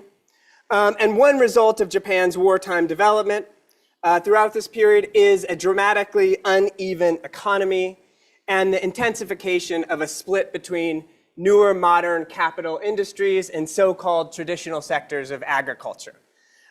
This split, or this uneven relationship, emerges between large metropolitan sites like Tokyo and Yokohama, or Osaka and Kobe, and then a countryside that tends to provide these cities with labor force and capital. And so you have this kind of interesting moment where, while on the one hand you have this deep excitement about urban culture in this moment, as seen in these new discourses and practices of modernism, as the booms of World War I fade, you also start to see a more critical component in the city, as seen in the proliferation of Marxist ideas and literature. And the crisis worsens in the late 1920s and 30s as Japan's Hijoji, or time of crisis, becomes ever more widely discussed across Japanese society, the media, and the government. The extent of the crisis is apparent in Japan's jobless figures, which are estimated to have exceeded more than 3 million between 1930 and 1932, which means that about 15% of workers in Japan's new industrial sectors find themselves out of work, with that rate nearly double in major urban areas. This is true in rural areas as well, where rural tenancy disputes begin outstripping industrial labor disputes, going from fewer than 500 incidents in 1917 to nearly 20,000 incidents between 1930 and 1934. And so there are all sorts of newfound strife and unease in this period.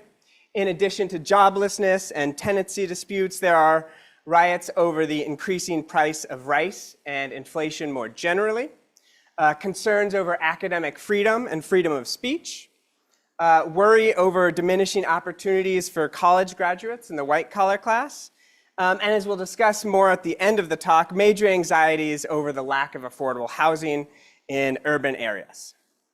Now, in responding to this time of crisis, the Japanese government more or less proves itself unable to meet the demands of the time.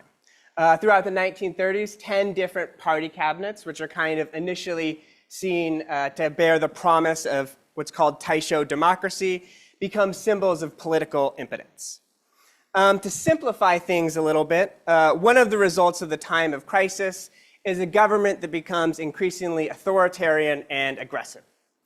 Specifically, the government becomes repressive domestically with strict laws like what's called the Peace Preservation Law, meant to stamp out socialist activities and thought, and also increasingly belligerent internationally, embarking on further imperial expansion and encroachment into China, leading to a period of total war that kind of engulfs much of Southeast Asia and the Pacific. I'll note that the situation described here is not totally different than what we face today, with concerns over inflation and rising food prices a major issue, with a housing crisis in urban and many rural areas, and an ongoing war in, well, each time I give this talk, I have to kind of update the places that there are ongoing wars, so it feels like everywhere. All unfolding amidst social and labor movements, kind of receiving a resurgence more than anywhere in the last 40 years, in the US in particular. So with this crisis as our background, both historically, but also with the present in mind, I want to foreground one response to crisis that I find particularly compelling, the work of Nakai Masakazu. This is a modern Japanese media theorist and Kyoto School philosopher who's still understudied in Anglophone scholarship today. And I want to focus on a set of Nikkei-associated print materials, including the magazine Beauty Criticism, Bihihyo, World Culture, Seikai Bunka, and Saturday, Doyobi. And I've chosen Nikkei and these print materials with twofold aim here. First, I want to historicize Nikkei's media philosophy and practice as a response to his interwar or pre-war historical moment of crisis. And second, to explore the ways that Nikkei's theory and practice can offer insights into contemporary issues that we face today. So I'll start with a bit of an overview. Nikkei entered the philosophy and aesthetics track at Kyoto Imperial University in 1922, where he studied under major Kyoto School philosophers like Nishida Kitaro, Tanabe Hajime, had debates with figures like Tosaka Jun, Watsuji Tetsuro, Miki Kyoshi, and more. So he's a member of the Kyoto School, and it's going to be useful in this talk for us to get our geographical bearings early. So this is Kyoto, and this is where Kyoto Imperial University is situated. And Kyoto University was not far from Nikkei's residence, first in Kashiwabe-cho from 1925 to 1930, and then Ume no Kimachi from 1930 to 1937. In terms of his area of study, Nikkei charts a wide terrain from neo-Kantian functionalism to high modernism to mass media like print culture, radio, film, to phenomenology, to Marxism. And this is all just in the first half of the 1930s. Nikkei would briefly work as a lecturer at Kyoto Imperial University in 1935 before he's arrested for, quote, thought crimes under that peace preservation law. After prison, he survives the war in Onomichi, east of Hiroshima, where he would overwhelmingly focus on aesthetics and cinema in his writings. And he kickstarts this thing that's called the Hiroshima Culture Movement. After making an unsuccessful bid for governor, he then becomes vice director of the National Diet Library, and then dies from stomach cancer a few years after that in 1952, I believe. So we're going to work through Nikkei, and I'd like to begin historically with Nikkei's involvement in this magazine, Bihihyo, where he works as both an editor and a contributor. Bihihyo runs for 32 issues from September 1930 to October 1934. It's priced at 20 sen, and it's first sold in the downtown district of Sanjo Kawaramachi. And if we take a closer look here, we can see the location of the two small downtown booksellers that sold it. You have Sorobonya Shoten on the north side of Kawaramachi and Goroya Society on the south side of Kawaramachi. And this area really kind of booms as part of this post-Great Kanto earthquake influx of intellectuals from Tokyo moving to Kansai, to Osaka, and to Tokyo. Beyond Kyoto, this magazine sold out of small booksellers in Tokyo, such as in Jimbocho in Osaka. And we can take hints of its cover, of its content from the typeface of its cover, which sports this kind of bold Art Deco and quasi-Bauhaus typeface. And this gestures to the modernist predilection towards two themes that really saturate his early philosophy, new media technology and collectivity. This emphasis is very much formed in the wake of Nikkei's writings in the years leading up to the magazine's publication, including his writing on machine technology and collective aesthetics. So to be clear for Nikkei, these are not rendered into two separate topics, media technology and collectivity. Rather, across these works, Nikkei develops a theory of the co-constitution of technological and social forms, charting a technological schema from what he calls the spoken word to the written word, and most importantly, to the printed word and the electronically transmitted word, which he talks about in connection with radio and telegraph in his contemporary age. But more than simply charting these media revolutions forwards, Nakai's goal was to chart a historical trajectory of development where technological transformations emerge in co-constitutive mutual determination with social transformations. With the crisis of 1930s in his mind, Nakai is particularly interested in the unique social forms of the public associated with the printed word and the collective associated with the electronically transmitted word. We can begin with the public of the printed word. For Nakai, the distinguishing feature separating members of a public from attendees in a previous moment is the shared sense of belonging that formed in the advent of the printing press.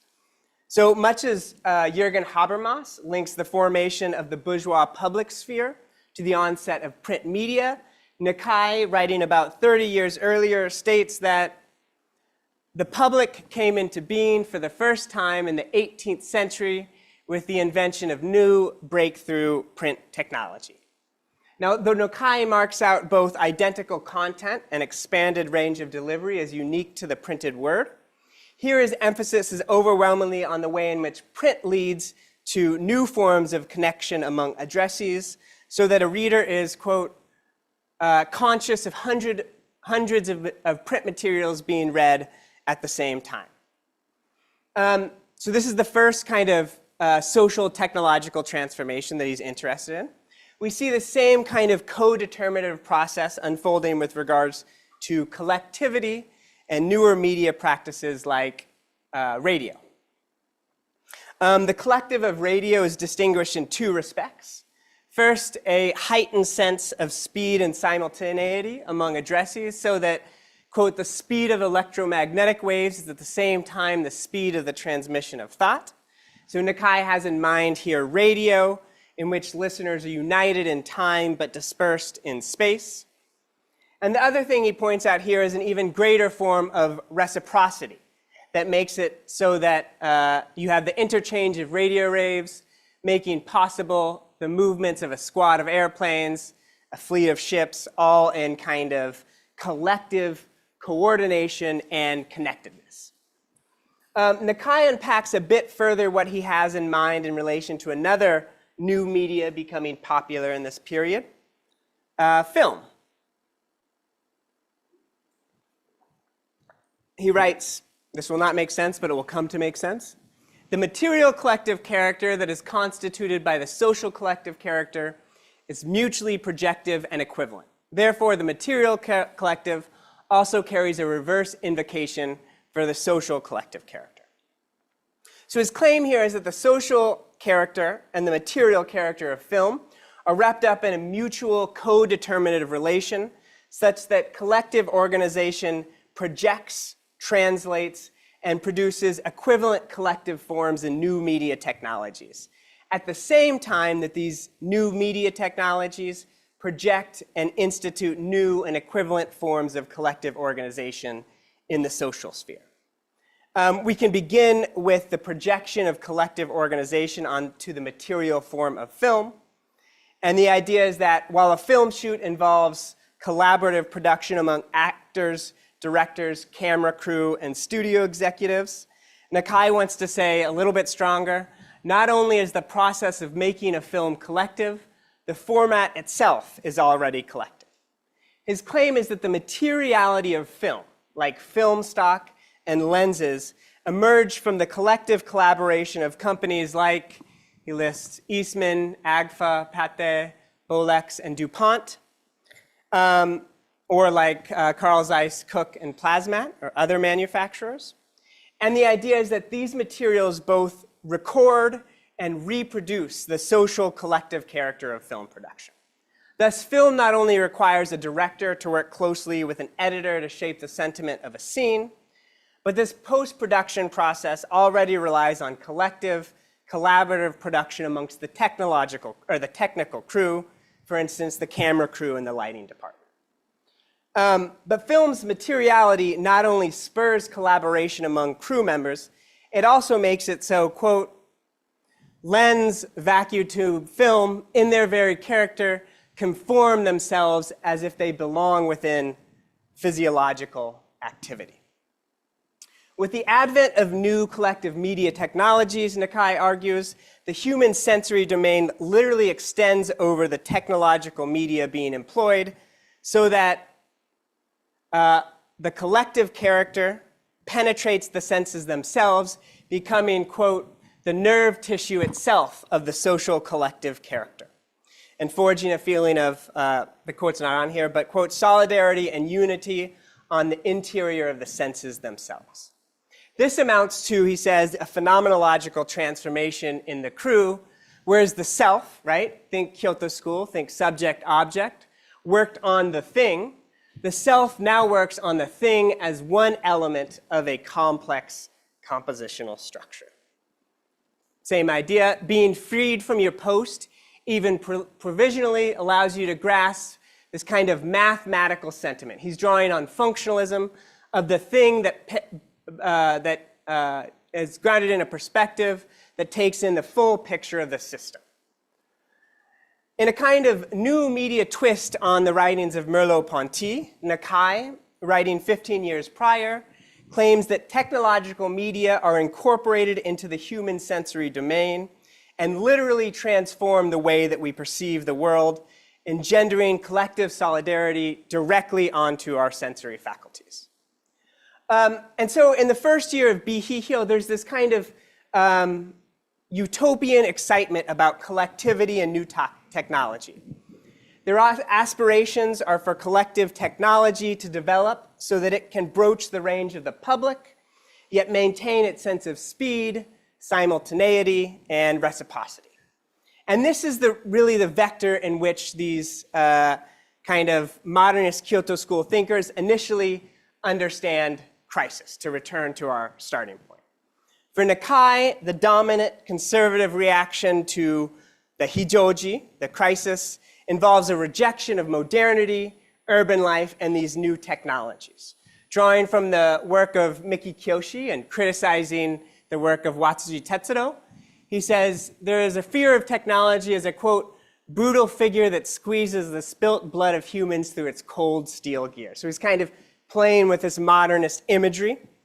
Or else, so this would be the high modernism, or else he says a hatred for the masses as a coarsely dressed and unsightly crowd that had encroached upon the refined elegance of the upper classes. This is kind of the mass media component of modernism.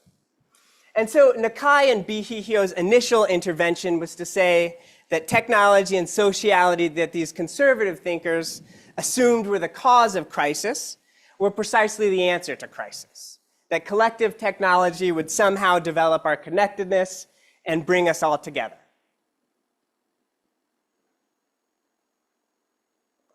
Now, there's a lot in this theory that's laudable, but we obviously start to see some cracks here in early Bihihyo. While pioneering in its early awareness of the intersection of media technology and social forms, and in its recognition that the self extends out into the tools that we use, these ideas do seem scarred by a certain technological teleology and utopianism. As if society is kind of progressing towards ever greater forms of connectedness through inventions in our media technology. These quasi-utopian aspirations would come under scrutiny in the second year of the magazine. And the most immediate cause for this reconsideration was a crisis over academic freedom, what became known as the Takigawa or Kyodai incident. This is when the Ministry of Education, kind of spurred on by right-wing figures like Miroda Muneki, placed the first regulation review board against a professor. This is seen as this kind of defining moment of government encroachment on academic freedom. And the government ultimately recommends the suspension of Kyoto University professor of law, Takigawa Yukitoki, for his liberalist sympathies. So this isn't just socialism that's now come under attack, even liberalism in this period is now up for scrutiny. Now, when plans for the review board are announced, a major protest movement sparks at the university, and around 1,500 students and faculty cram into a lecture hall in the Faculty of Law to make plans for a collective response, even issuing a formal declaration threatening resignation. The problem with such declarations is that sometimes they're accepted, and what happens is Professor Takigawa and a host of members from the university, including the university president, Konishi Shigenao, resign in protest. Members of Bihihyo are active participants in this protest movement. The journal goes on a year-long hiatus in May 1933, the same moment of this Bihihyo incident. And when it resumes, the playful Art Deco color and the splashes of orange are gone. The magazine now sports a more straightforward cover page of black text on white paper, resembling many of the Marxist magazines of the time, such as Yui Butsuron Kenkyukai, like Tosaka Jun's Marxist magazines. The changing cover reflects a transformation in the coterie as well. During its hiatus, Bihihyo adds a host of new members from the opposition movement that are more actively driven by politics in the wake of the incident. And they're quite critical of the first year of Bihihyo, criticizing Nakai in particular as, quote, lukewarm and complacent. This leads to a political rift where a number of the artistically inclined members leave and more politically inclined members kind of seize control. With the coterie changing in this manner, members pushed to end Bihihyo in October 1934, renaming the magazine Seikai Bunka, or World Culture. This name is specifically chosen in response to the narrow nationalism of groups like the Nihon Romanha, the Japanese Romantics. And culture is meant as kind of a counterpoint to the rising tide of militarism and fascism in this moment. And this was a truly internationally oriented magazine. One of the key dimensions of the magazines was its world culture information section, where it carried news about, you can't quite see, but I will explain, a variety of important leftist writers and intellectuals, including, this is the first magazine that introduced Frankfurt School critical theorists like, here they're referencing Walter Benjamin's The Work of Art in the Age of Its Mechanical Reproduction or Technological Reproducibility. You have references to Herbert Marcuse. You have Max Horkheimer. In fact, they translate Max Horkheimer's The Rationalism Debate in Contemporary Philosophy. It's quite funny. They're actually in dialogue with him, and he takes so long to respond that when he finally agrees, they've already translated the whole article. It also included up-to-date information about fascist developments in Germany, Italy, France, and Spain, as well as about the Popular Front and anti-fascist movements confronting them. At the same time, it never lost sight of its domestic context and explicitly stylized itself as, quote, an anti-fascist, quote, Popular Front magazine devoted to countering the political crisis of 1930s Japan. When they launched the magazine in February 1935, they began with a telling foreword in which they say their era is one of emergency or crisis. Hijoji, you see these words, kiki. And they say, as we look back and reflect, we begin to consider whether the efforts we have been pursuing are right or not. And so while members don't repudiate their modernist commitment to the modern period as being new and different in important ways, in the wake of the Takigawa Bihihyo Seikai Bunka shakeup, they begin asking if they've accurately diagnosed the crisis of the modern period. And they set out to develop a new understanding of technology, of history, and sociality by drawing on one of the most influential kind of strains of thought in this period, Marx and Marxian thought. In the case of Nakai, this involved expanding on his earlier socio-media structure, which we will recall looked like this, to arrive at this diagram. And to see what's at stage and what's kind of important at this stage of the transition, I want to focus on this part and the printed words associated with the transition from industrial system to the finance system. These terms themselves show the increasing influence of Marx and a new generation of German and Russian Marxist interpreters.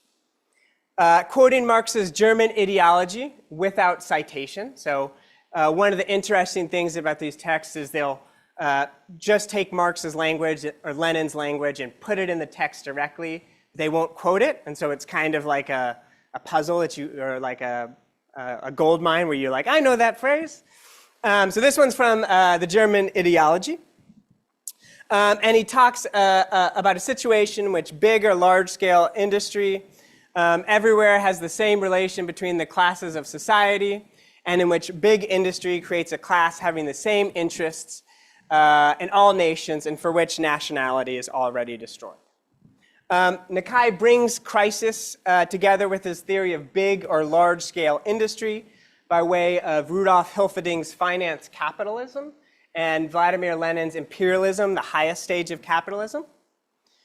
Using vocabulary from Lenin and Hilferding, Nakai claims that the crisis of finance capitalism marks a stage in which, quote, the economic system is ever more deeply rooted in the finance system, and everything is moving towards a stage of imperialism and the European war. So we have to think about the historical context here. This is written in 1936. This is written in this moment of kind of increasing censorship. This is Nakai drawing from the resources at his disposal in order to indirectly criticize the path that Japan is going down. And the idea here, in the framework of modern Japan, is this is the stage in which large industrial corporations, these are the zaibatsu, buttressed by their close connections with the finance system and the massive profits that banks can make via long-term investment projects, further instigate the imperial project. He's drawing on Ronoha literature, the labor farmer faction of Marxists who diagnose Japan's annexation of Korea with kind of the expansion of the zaibatsu. And he's saying the same process is happening in Manchuria. And as it instigates this imperial project deeper into Manchuria, the country edges closer to war, with full-scale invasion of China beginning less than a year from publication. And we can see what's at stake here in Nakai's reading of Crisis if we continue this quote. He says, "This necessitates a high level of mathematics in every aspect of daily life. And the structure of heavy industrial production at play here leads both its products and the people who live together with them to become very different from their starting point." Now, I like this quote for a number of reasons. On the one hand, it really shows Nakai's Marxist inspirations, but on the other, and more importantly, it shows the originality of Nakai's interpretation of Marxists. So when Marxists of this period generally talk about crisis, they point to crisis as it structures production. And this is because so much of Marx's writing is about production. Volume 1 of Capital focuses on production, and while Volume 2 is about the realization of value, it's really about the process by which products become commodities on the market. So this is the diagram for the realization of value in capital, the circuit of industrial capital. You have money used to perform commodities in the form of labor power and means of production that are then put into a production process, leading to a new commodity that is then sold for money plus surplus value. And this money plus surplus value is then used to start the circuit anew. This is the circuit of capital in Marx's kind of holistic rendering. And in Marx's reading, the consumer is really rendered here, as scholars like David Harvey have noted. Within this secondary circuit, laborers use their money wages to buy commodities that they, under the control of capitalists, have produced with consumer money spent flowing back into the MCM circuit of industrial capital. So while Marx nominally finds a place for consumption to, quote, create demands for new production, his analysis is systematically premised upon production producing consumption by creating the material for consumption, determining the mode of consumption, and creating in the consumer a demand for the products which it first posits. And what matters for Nakai is that these consumers are at the mercy of the producer. They are the means by which money flows back into the circulation process. So the producer can make more commodities. And what Nakai does that I think is really interesting and really unique in his understanding of crisis is he makes consumption figure centrally. And so what he says about the crisis is that this is not just, I'll wait for this one. This is not just a crisis of production not being completed, not a problem about circulation or realization of value, commodities not being sold. But he says crisis is about a certain disjunct that emerges between production and consumption in finance capitalism. And what's unique to Nakai and to how he understands crisis is that he really wants to put power back in the hands of consumers. Now, to tease out this disjunct between production and consumption, Nakai posits two closely correlated forms, what he calls specialization and massification. Nakai's claim is that with Japan's transition to finance capitalism, a bifurcated social logic functions to split the modern Japanese subjects between two positions as either specialized producers divided up within a broader committee of engineers. This is a twist on the council, or the collective, or masses of consumers. And so here we find Nakai redeploying his earlier socio-technological logics, but almost in the reverse manner. Remember earlier, the collectivity was the site in which we unite together, and now it's the site of alienation. And he wanted to move past the public, and now he kind of associates with this with the masses that he's quite excited about. So mediating these new understandings of collectives and the public is the commodity. Nakai's example is a Ford Model A. For Nakai, the Ford Model A gives itself in two different ways for producers and consumers. The producer arrives at, quote, a concept of objects as they are produced through high-level technical science. The idea is that with large-scale industry, producers make objects that require a high degree of social organization and integration. Nakai calls this the specialized committee or council. And while the collective was earlier praised for this heightened connectedness and reciprocity, it's now the linchpin in an alienating structure that separates the producer from the complex object they are producing. To this end, Nakai makes another quote of Marx, this time, and I don't think anyone else has noticed this, so this is kind of new information. Taking words from chapter 14 of Capital without citation or quotation marks, Nakai talks of a situation in which technology becomes compartmentalized, mutually independent, and the exclusive function of a particular individual, and their only duty involves the continued repetition of the same specific act and the concentration of attention on it. So again, this is Capital phrased in this article as if it's Nakai's own words. He's trying to get around censorship. And the idea here is that even collectivity within the finance system, this thing that he early put his aspirations in, is grounded in alienation and individuation. So if we take the assembly line for the Ford Model A, here even high-level producers tend to be divided by their areas of expertise so that you might have, put it simply, brake specialists, steering specialists, transmission specialists. But Nakai's claim is in this moment, rarely do you have someone with a synthetic knowledge of the whole car as it's put together. And this is precisely because we have reached this degree of collective integration that he had earlier kind of celebrated. So that's the producer. Things are worse for the consumer. Contributing his analysis from the perspective of consumption, Nakai shows how the structure of production and investment in finance capitalism realizes this productive bias in an exaggerated form. Here he connects with the earlier mentioned Frankfurt School critical theorists like Theodor Adorno, featured in Seikai Bunka.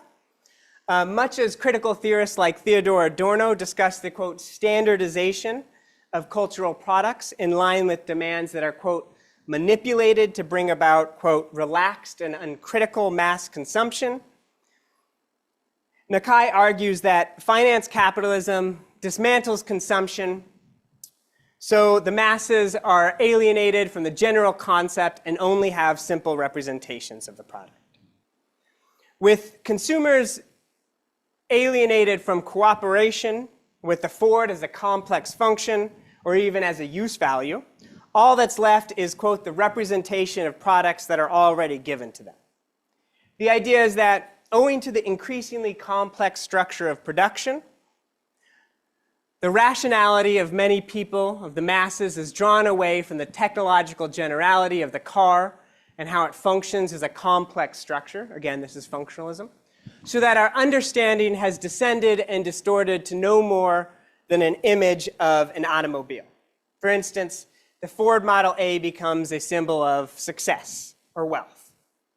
So Nakai summarizes, the cars we drive, the clothes we wear, all of this is received without the least consideration of the generality possessed by the secret committees of the faculty.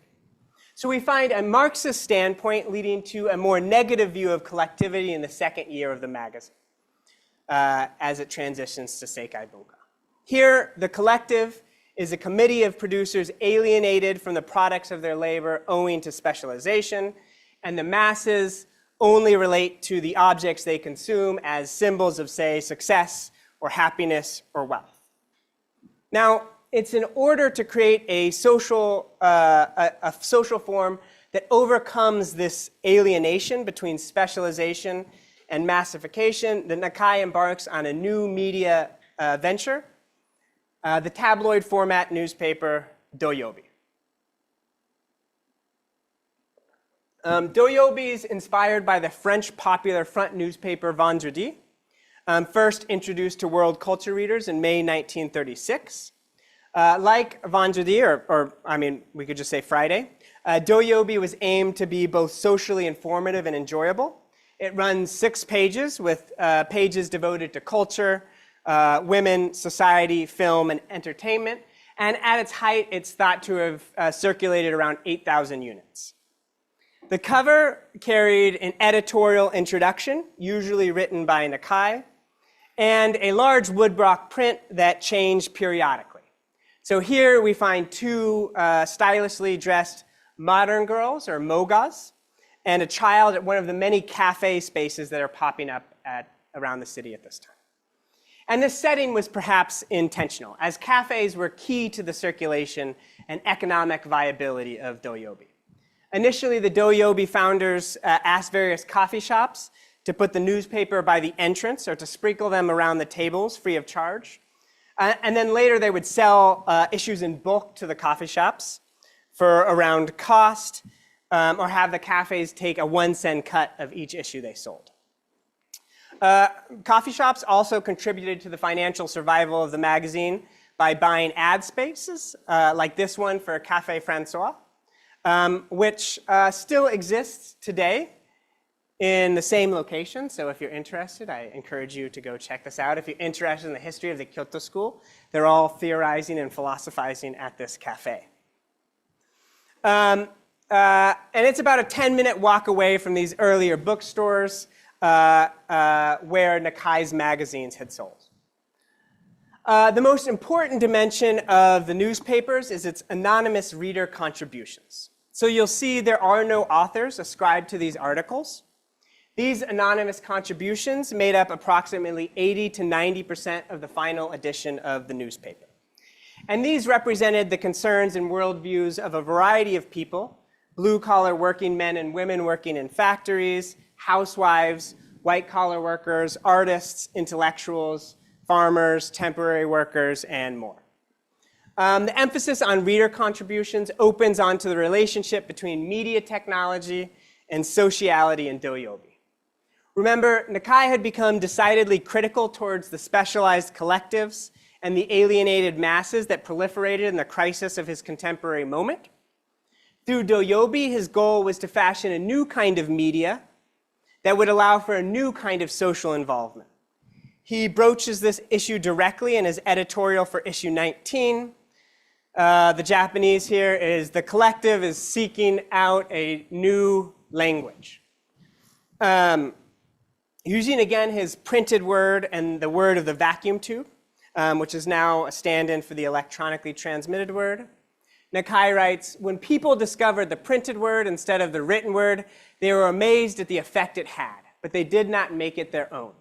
This discovery meant that millions of people could speak and sing with other millions of people, but in fact, people didn't speak with each other.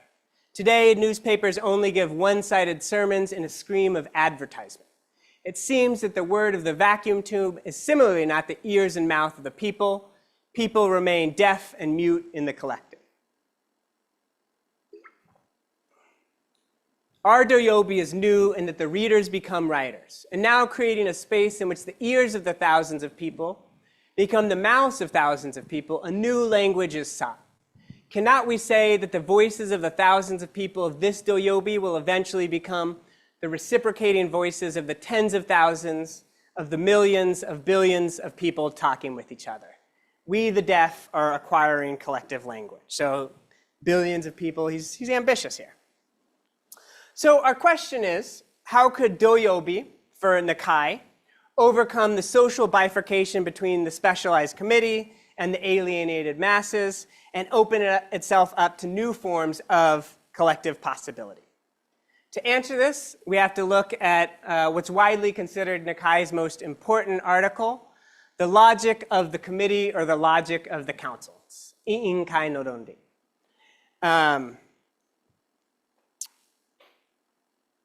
This is serialized in world culture as plans for Doyobi are underway. And let's pause here and marvel at the strangeness of this proposal, because it's like, how could a committee or council, almost the symbol of bureaucratization and mismanagement, and the same term that Nakai uses to describe what is wrong with specialization, alleviate this situation? This almost seems like the most, for people mired in Japanese bureaucracy, this is the most Japanese solution imaginable. But if you'll bear with me, I think there are some really interesting dimensions of this theory as a way of alleviating crises that Nakai faced in his own time and crises that we still face today. So to get at this structure, I think it's best to begin with Nakai's diagram of the logic of the council. And I'd like to focus on the right half of this diagram. This diagram, like most philosophical diagrams, is initially more confusing than helpful. So I'd like for us to begin broad and then move into details. The first thing to understand is that the goal of this logic is the formation of a different kind of sociality that outstrips that of the specialized committee and the alienated masses. But it does so not by disregarding the bifurcation between the council and the masses, but by directly addressing the uncooperative nature of the specialized council or committee and the uncritical nature of the masses to ensure, quote, systematic deliberation against the non-critical and systematic representation against the uncooperative.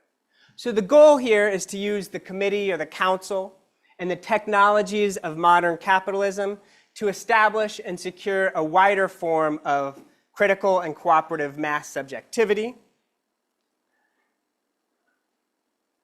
So in terms of a first pass, and we'll go into so much more detail, but the first pass, we find a tentative bifurcation between the council and the masses, where the committee or council makes some proposal and enacts some plan.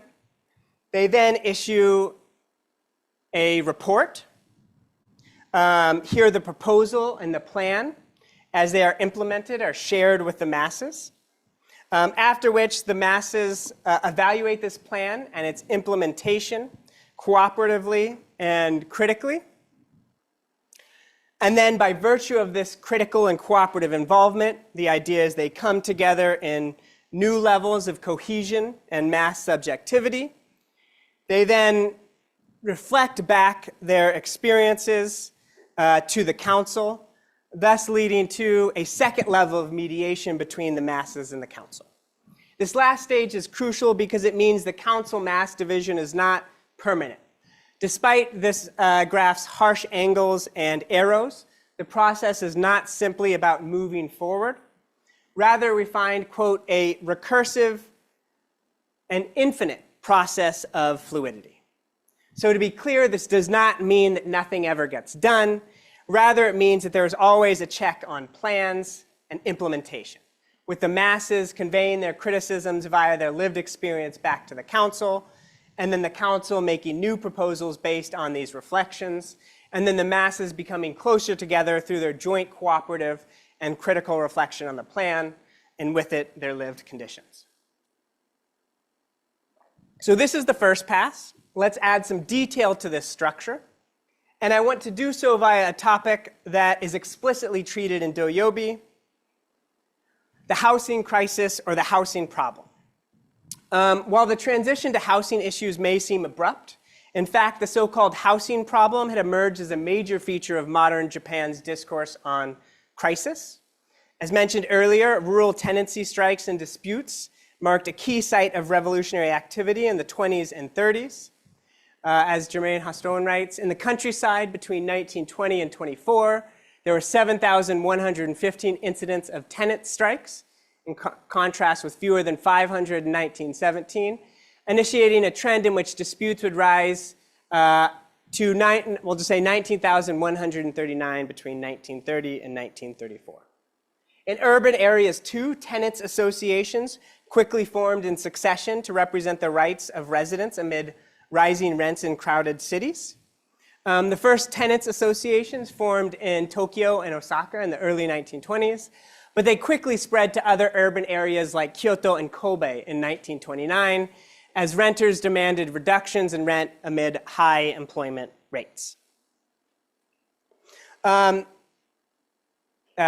very kind of conditions discussed at the beginning of this lecture.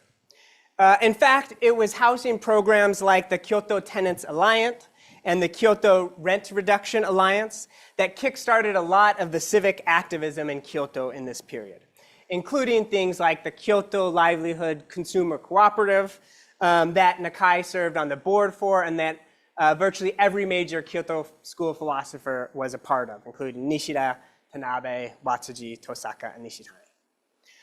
So let's look at Doyobi's writings on the housing problem.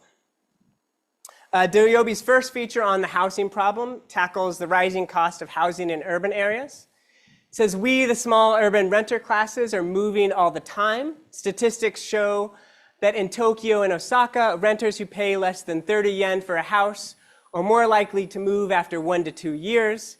90% of the urban population of Europe and the US and 80% of Japan lived in rented housing. But there is an acute shortage of housing for rent in these cities, or at least there is shortage of affordable houses for rent for laborers in the working class. For this reason, most of us begrudgingly pay high rent to live in rickety houses, like customers haggling for a 1 yen taxi on a rainy day. In general, landlords look at renting a house and their rental income sheerly in terms of a return on investment, while tenants have to come up with a monthly income that they can use for rental expenses after other necessary expenses, which makes it impossible to solve housing shortages. There is ample evidence from all over the world that the housing problem cannot be solved in the private economic sphere or any commercial relationship between a borrower and a lender. He says, those of us without umbrellas are now being forced to take frustratingly expensive taxi rides. In effect, the argument is that renters have almost no control over the houses they rent. So in this anonymous article, the housing crisis really resonates with Nakai's theory of crisis, namely the alienation of consumers from the products that they pay for. We find precedents for this overlap between finance capitalism and the housing problem in volume 2 of Marx's Capitalism. He writes, in the advanced capitalist era, when associated capitalists, joint stock companies, appear, and a credit system has simultaneously been developed, a capitalist building contractor builds on the order of private individuals only in exceptional cases.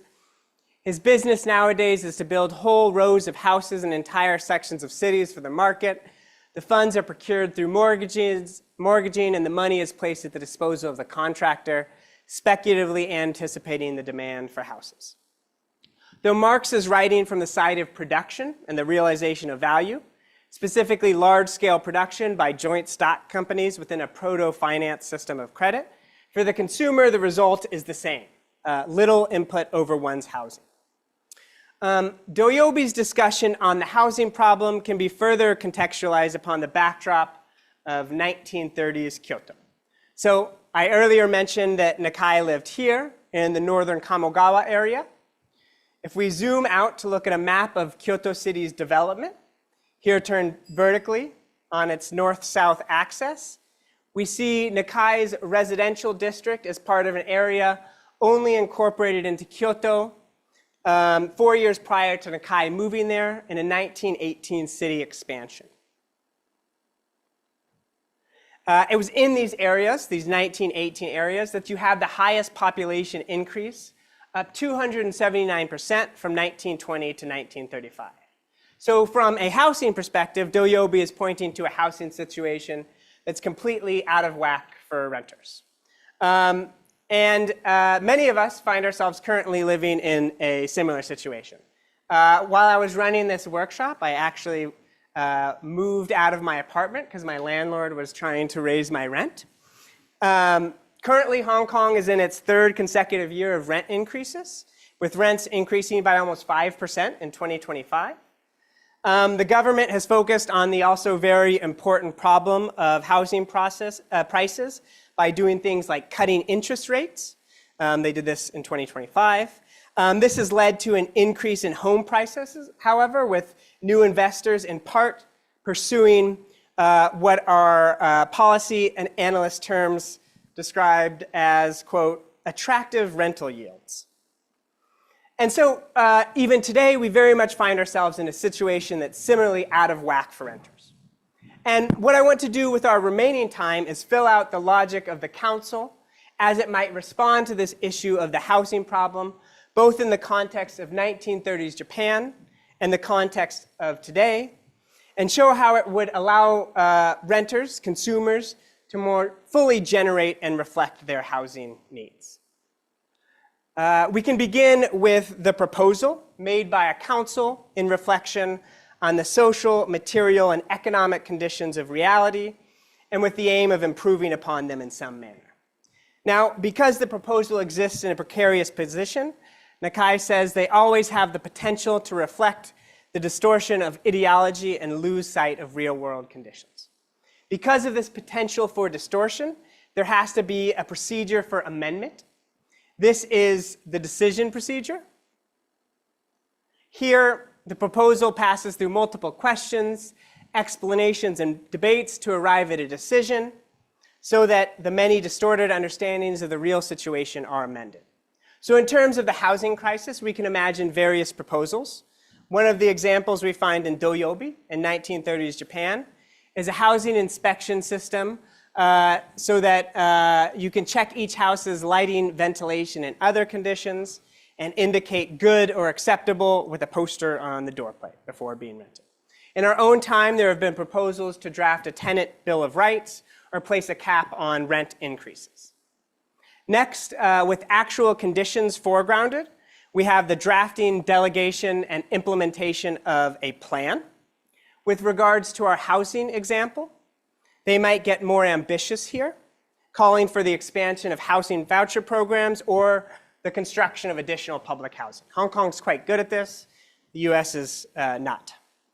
After its implementation, some really important things start happening to the traditional bifurcated split between the committee or the council and the masses.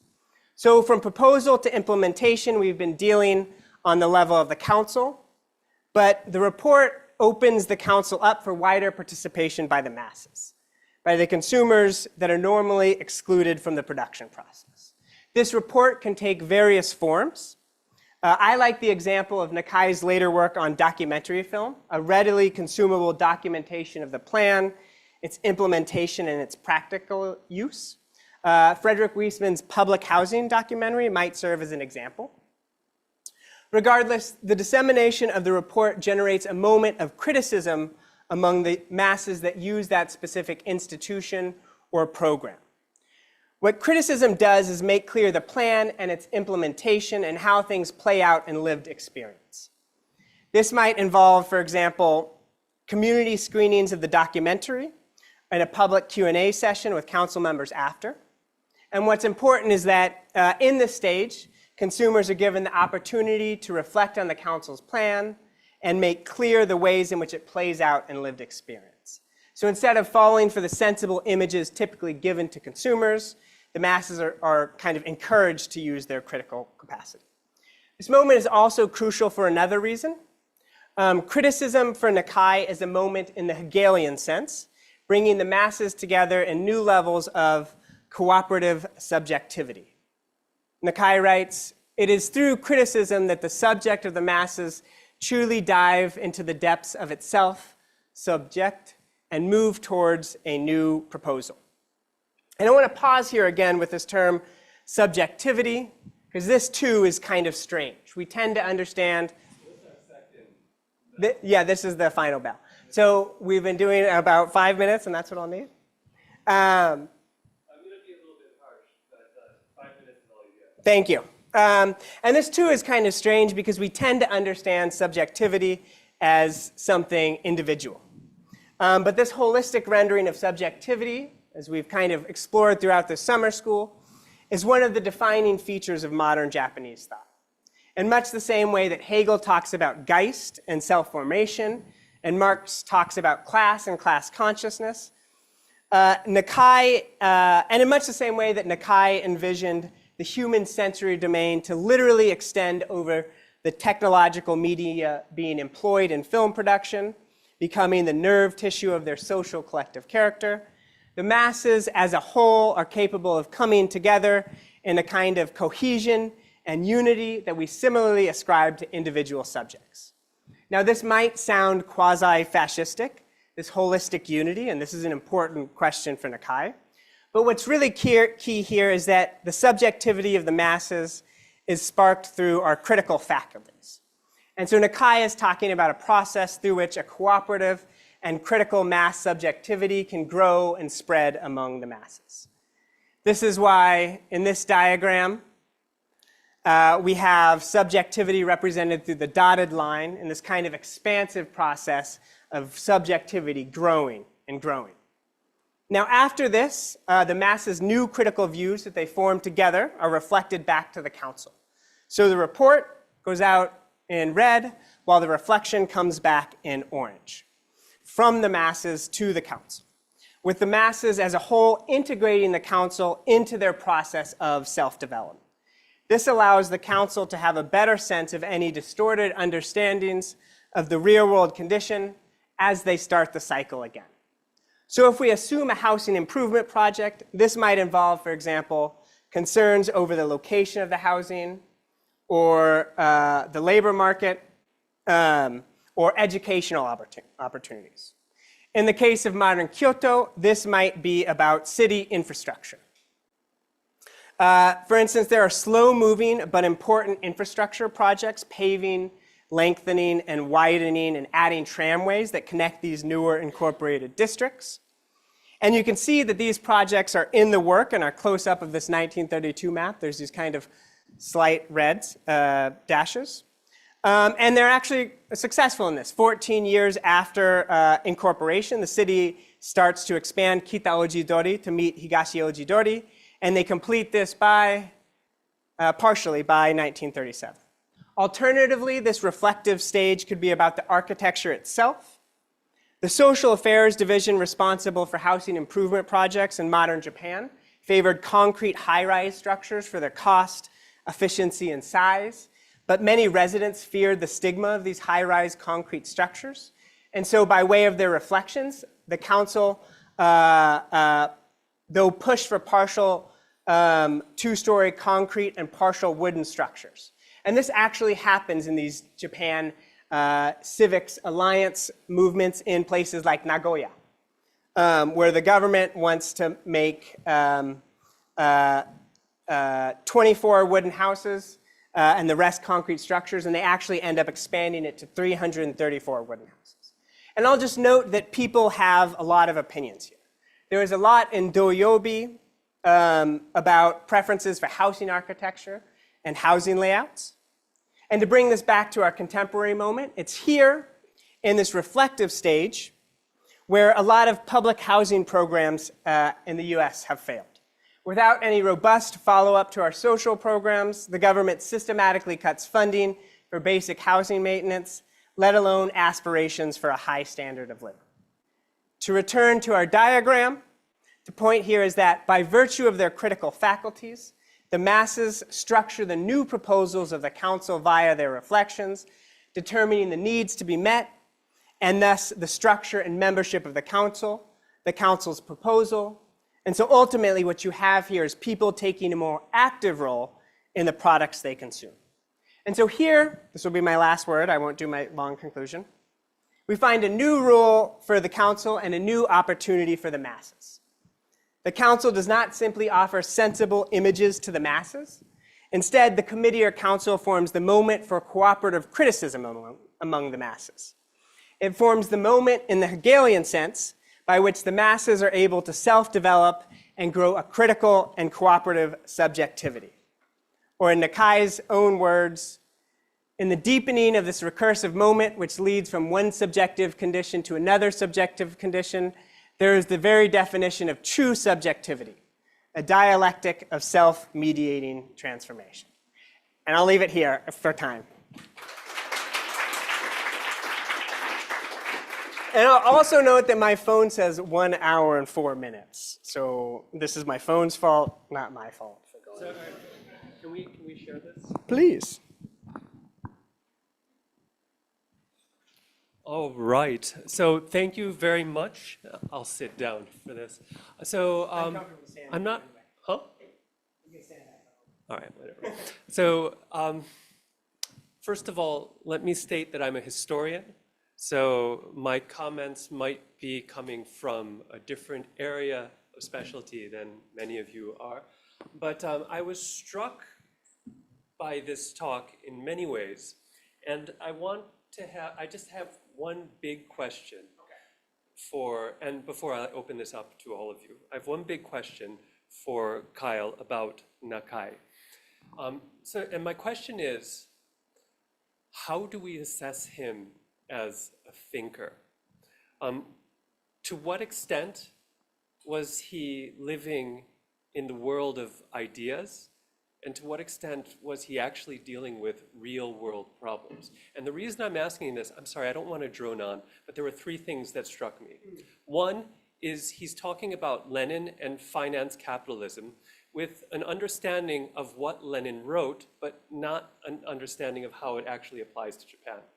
The second was the example of, what was it? The example of consumer alienation through industry. So when people buy cars, he uses the Model A, and he's saying that that producers create the cars and they have a great understanding of how a car functions and works, but consumers don't. And this product is being forced on consumers. But don't consumers look at utility of cars? You get a car so you can drive it from one place to another. You wear clothes because they keep you warm. So does he not think about this? And then the third point was with the logic of the committee. Committees are alienating us. Committees are the problem, and so the solution is a committee. So with all of these ideas, it just leads me to think, what are we to make of him as a thinker? I'm sorry for going on, but thank you. Okay, thank you so much. Okay, so in terms of the evaluation of his ideas and as a thinker, I want to talk about each of those points. In terms of the connection between Lenin and Hilferding, I don't think Nakai is unique here. I kind of said this in passing, but he's very much kind of drawing from a broader literature. In the Japanese Communist Party, there's a split between the lecturer faction and the labor-farmer faction, and the labor-farmer faction overwhelmingly kind of gives a similar diagnosis, drawing on Hilferding and Lenin. And in fact, they say that they date the rise of monopoly capitalism in Japan between 1905 and World War I. Now, the extent to which that applies like to Manchuria, obviously this is kind of catalyzed by these kind of radical army cadets. But it is also kind of instigated further by the Zaibatsu. I don't think that's wrong to say, and I think that's part of the reason that American occupation reformers were kind of so eager and misguided to, I don't want to say dissolve them because you always tell me that's wrong. What's the right word? Well, they dissolved the holding companies, but go on. Okay, here I think maybe the historian in me is kind of interested in something different. You see Nakai drawing from the conceptual tools at his disposal that's being translated in this moment. Hilfeding is translated by his Doyobi co-editor to kind of diagnose his contemporary moment. So that's point one. Nakai on use value, I think, is not dissimilar to a lot of the Frankfurt School theorists that he's kind of translating, and I think he's drawing from them. The extent to which we can simply disregard the mystifying nature of the commodity. I think you're right that obviously people buy cars for the utility, but so much of the commodities that we consume aren't grounded in use value. They're grounded in this kind of, in status, for instance. This is why we have this idea of luxury consumption. So on that point, I think this does speak to Nakai as a thinker. Do I think he has all the answers? Maybe not. Do I think he has insights that we can develop as philosophers and bring to our own moments? Yes. As for the third point, and this is the historian in me again, the committee as a solution. Committee is a translation of inkai, but I always choose to translate it as council. And that's because the idea is there's kind of this legend being told that Nakai is trying to rethink the Soviets. He sees what's going on in Soviet Union. He doesn't like it, but he's also very inspired by people like Rosa Luxemburg and the onset of council communism. So it's him trying to think what an authentic council communism might look like. So, I kind of playfully said, this is the most Japanese thing you can imagine, but it's also something that a lot of European theorists put their hopes and aspirations in as well. So I hope that, I don't know if whenever you have a philosophical question, I go to history, and history I go to philosophy, but this is, that I'll leave it there. So thank you so much. I guess we can now open up the floor for questions. We have one up there. Do we bring this out? Yes. All right, go for it. All the way up to the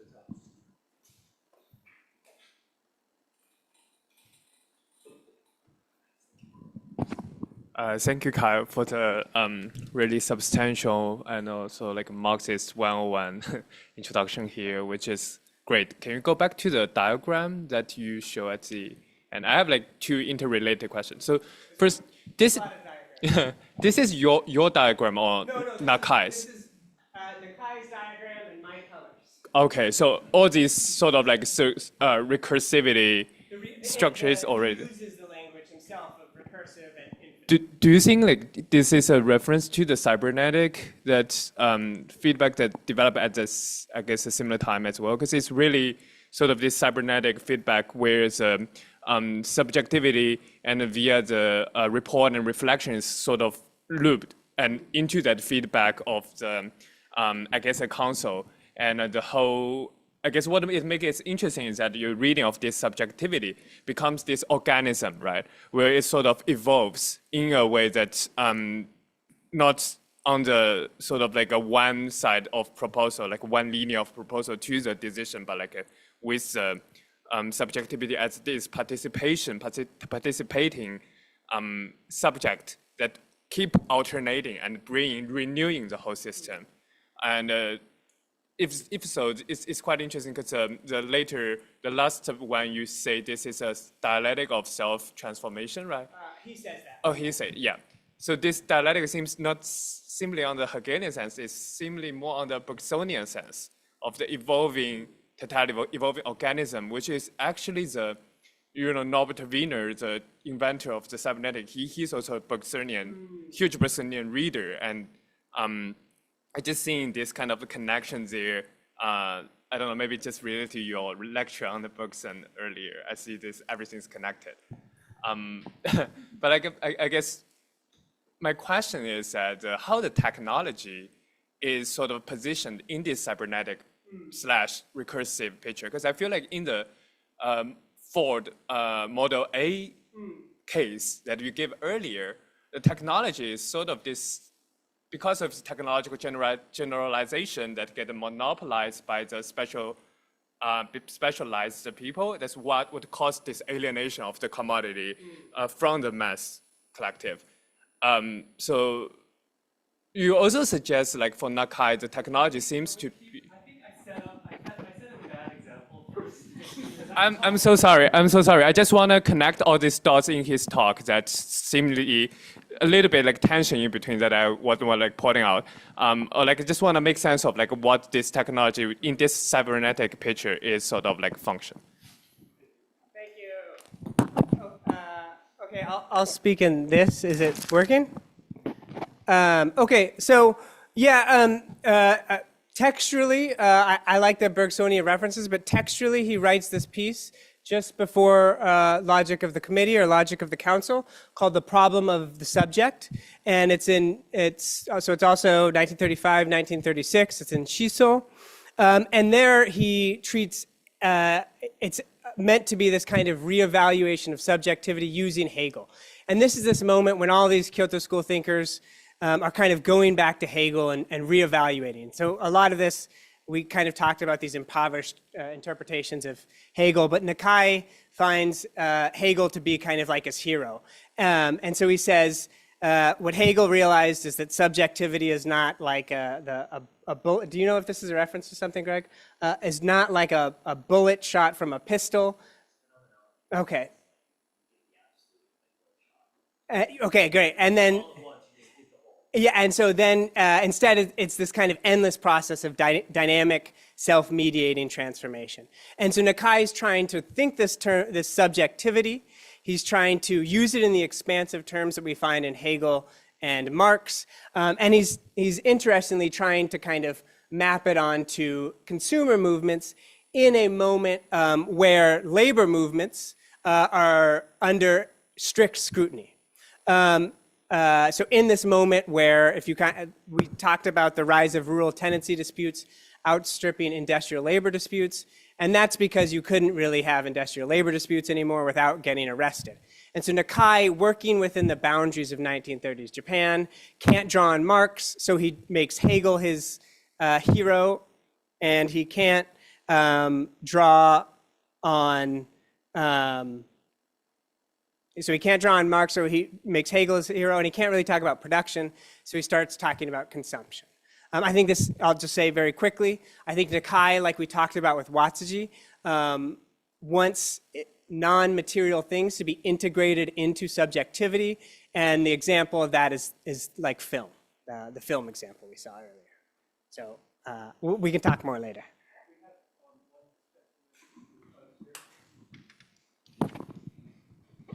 Yeah, he's a fascinating thinker. How to exactly place him depends on how you're going to fill in some of the important gaps in this scheme. So there are two things which you didn't really discuss, although you just gestured at one of them a moment ago. The first is, where does the council come from? Who controls it? How's it replaced, governed? The second is, where do the resources come from to implement the plans? So depending how you fill in the structure, this could be a liberal democracy with a capitalist base, with regular elections, or it could be democratic centralism in the Soviet style. So, and those are very different systems. Certainly. So what does he have in mind? Yeah, so thank you so much. This is a great question. It kind of speaks to the many forms of council communism that are being debated in this period. Like you have more radical theorists like Rosa Luxemburg that are envisioning the council communism to replace the state. And you have more conservative theorists like Karl Kautsky who are trying to imagine the council as kind of a replacement of the parliamentary system. My general view of Nakai is that if we were to involve Mao, he would be called like a right deviationist. I think he's very conservative. He wants a strong state, but he wants democratic representation. So when I think of the place of the council, I think it overwhelmingly is grounded in like a parliamentary system where the council helps reflect the needs of citizens on different levels to the parliament. As for where the resources come from, I think this is where you also need the state for Nakai. I think he's really going to want to draw on like a big state, and then the council is almost this way by which you kind of help regulate the flow of capitals so that money goes to the citizens and consumers rather than, as he sees it, to these zaibatsu making imperial endeavors abroad.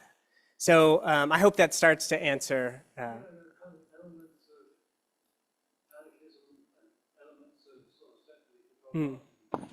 And how they balance out is obviously one thing that has to be faced. Yeah. I mean, no one knows how to do that yet. Yes, of but course. I was trying to figure out where he's coming from.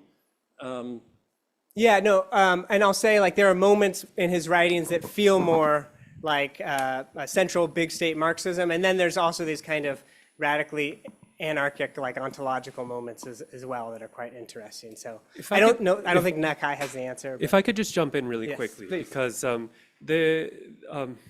when you were discussing the council, it was for a hyper local project. Yes.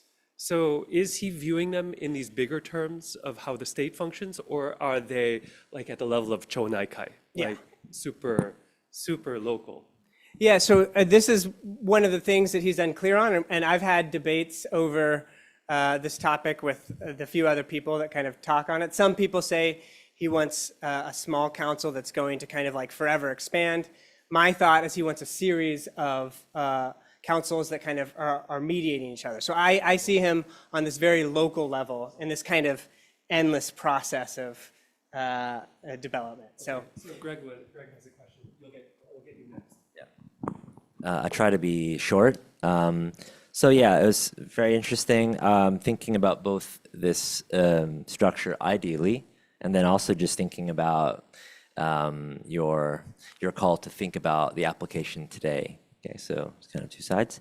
The first, I was thinking also about, I wanted to ask you about the place of freedom of speech in this picture. The freedom of people to consider ideas that are unpopular, ideas that may be an affront to power, et cetera, et cetera. So it seems like obviously freedom of speech is going to be important here, the preservation of it, in order to come up with the best outcomes to work out all these various possibilities. John Stuart Mill has a valiant defense of this in On Liberty.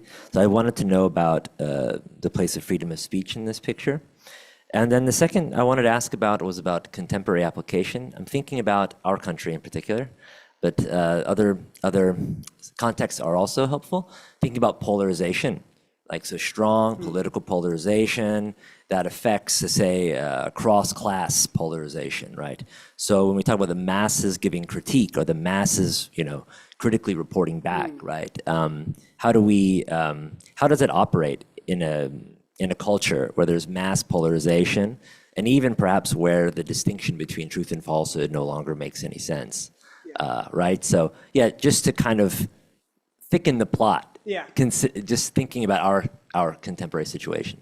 So thanks so much. great. So in terms of freedom of speech, I've tried to show that Nakai is doing his best to operate within the parameters of the state without running afoul of the law. I'll note this was going to be in the conclusion, but ultimately he fails. He's arrested for trying to develop a collective form of thought and overthrow capitalist system, and for trying to spread and permeate anti-fascist consciousness. So in that moment, in terms of him trying to, clearly freedom of speech is like a major issue, and I think he's doing his best to kind of negotiate that. The one question for me is, does he arrive at the most interesting parts of his analysis, which is this revolutionary potential of consumption, because he can't talk about production in this moment?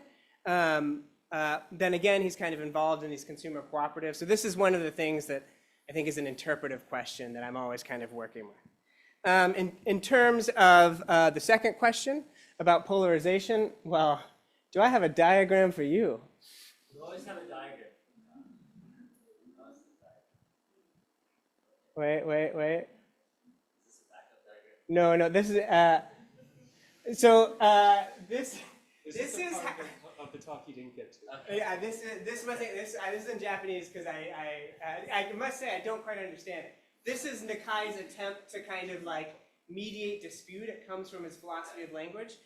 He's very much like, so I mentioned Habermas and the bourgeois formation of the public sphere. He also kind of has this, I think, from today's perspective, radically naive faith and rational critical communication. And so how well his thought can respond to that, I think I don't have the most faith in him for that reason, because I don't have the most faith in Habermas. Right, like if I'm in a meeting with Yeah. half the people are not. Yeah, then you're doing, Exactly, then this is democratic, trouble, yeah. exactly. Well, and I'll say, I will say in Nakai's defense, he's very good at updating his theories in line with kind of technological transformation. He's one of the first kind of media theorists. So I would have liked to kind of see the way in which he kind of develops these with the onset of social media today. Okay, so I think we'll have time for 2 more questions. We have one up here, and then we'll end with you.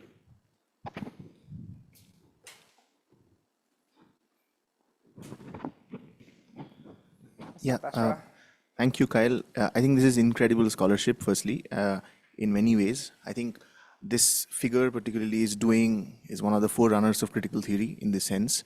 And I mean, Walter Benjamin publishes work of art in the age of mechanical, that's in 1935, and you showed us the picture of one of the pages of the magazine, 1936, which refers to Benjamin, and it's parallelly constructing a media theory, almost a theory of art, which is very much, sort of seems influenced by these factors. But so, I mean, he is very up to speed with what is going on in the world, and also he has a very active mind, clearly.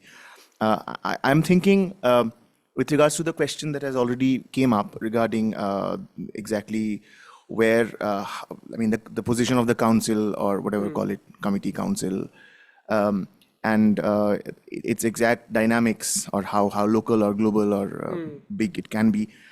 You referred to that quote in the middle where you talk about subjectivity, right? And I think this is the point perhaps where things can connect to the bigger picture of totality, and with a contradiction like a splintered whole, right? And subject as subject, and the subject as something that constantly dives back like endlessly, right? Ceaseless diving back and forth, and like, so that is subject, like and object being the one who receives the action. So I think in the diagram, the direction of criticism, that plays a significant role in the sense of negation, because that's why it also, I think, somewhat answers Greg's question about freedom of speech. I think criticism is very key, very central to this project in a way, because through this negation itself, the subject even asserts its subjectivity through critiquing in the sense. So of course, freedom of speech and the whole thing it's not just marginal. I think the way it differs with reference to Graham's question, how to differentiate between liberal humanist government, or like liberal government, or the more left-wing government. I think this idea of criticism as something which is like coming back in the sense of a feedback loop and affecting the larger whole.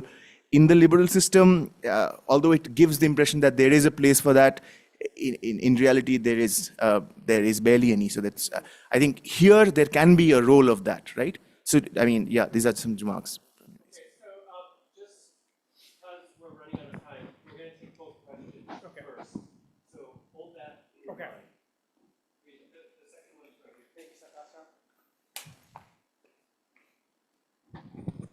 Thank you for your talk, Kyle. That was really deep, fascinating.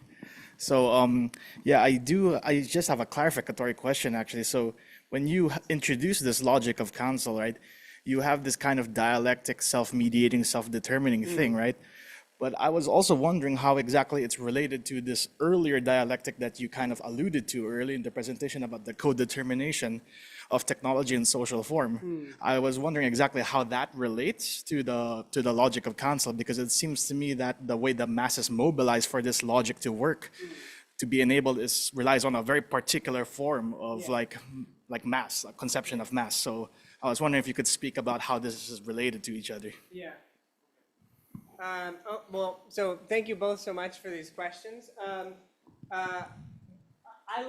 So on Savdashar's point, I'll just say briefly, I really like Nakai because I think he gives a different model of engagement.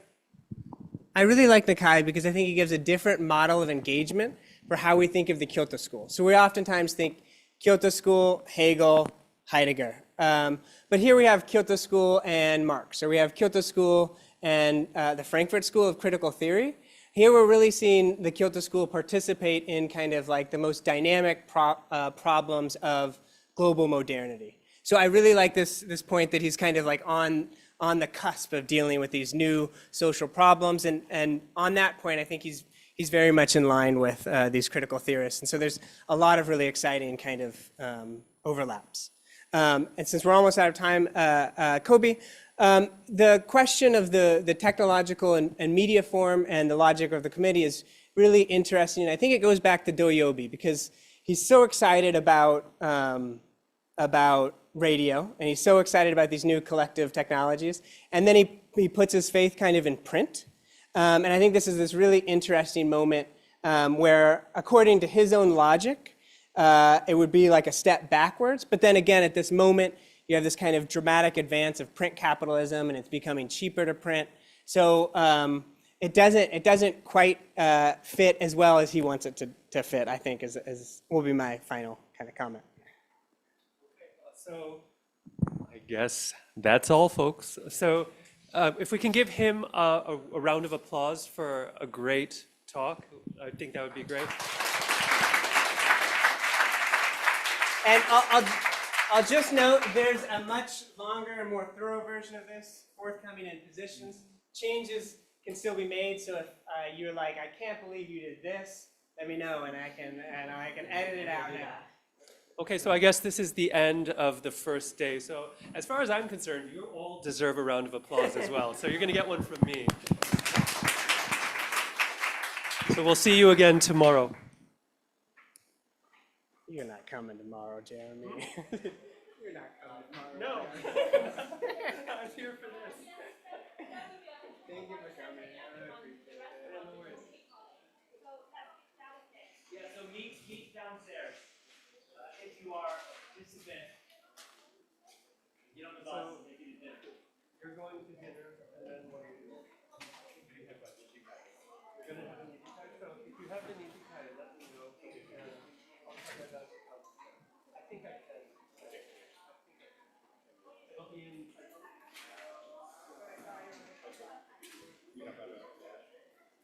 No, I think I can make it. You're here for one day. Go out. I just have to see if I can, but I'm pretty sure I can. I'll let you know the details. I think it would be like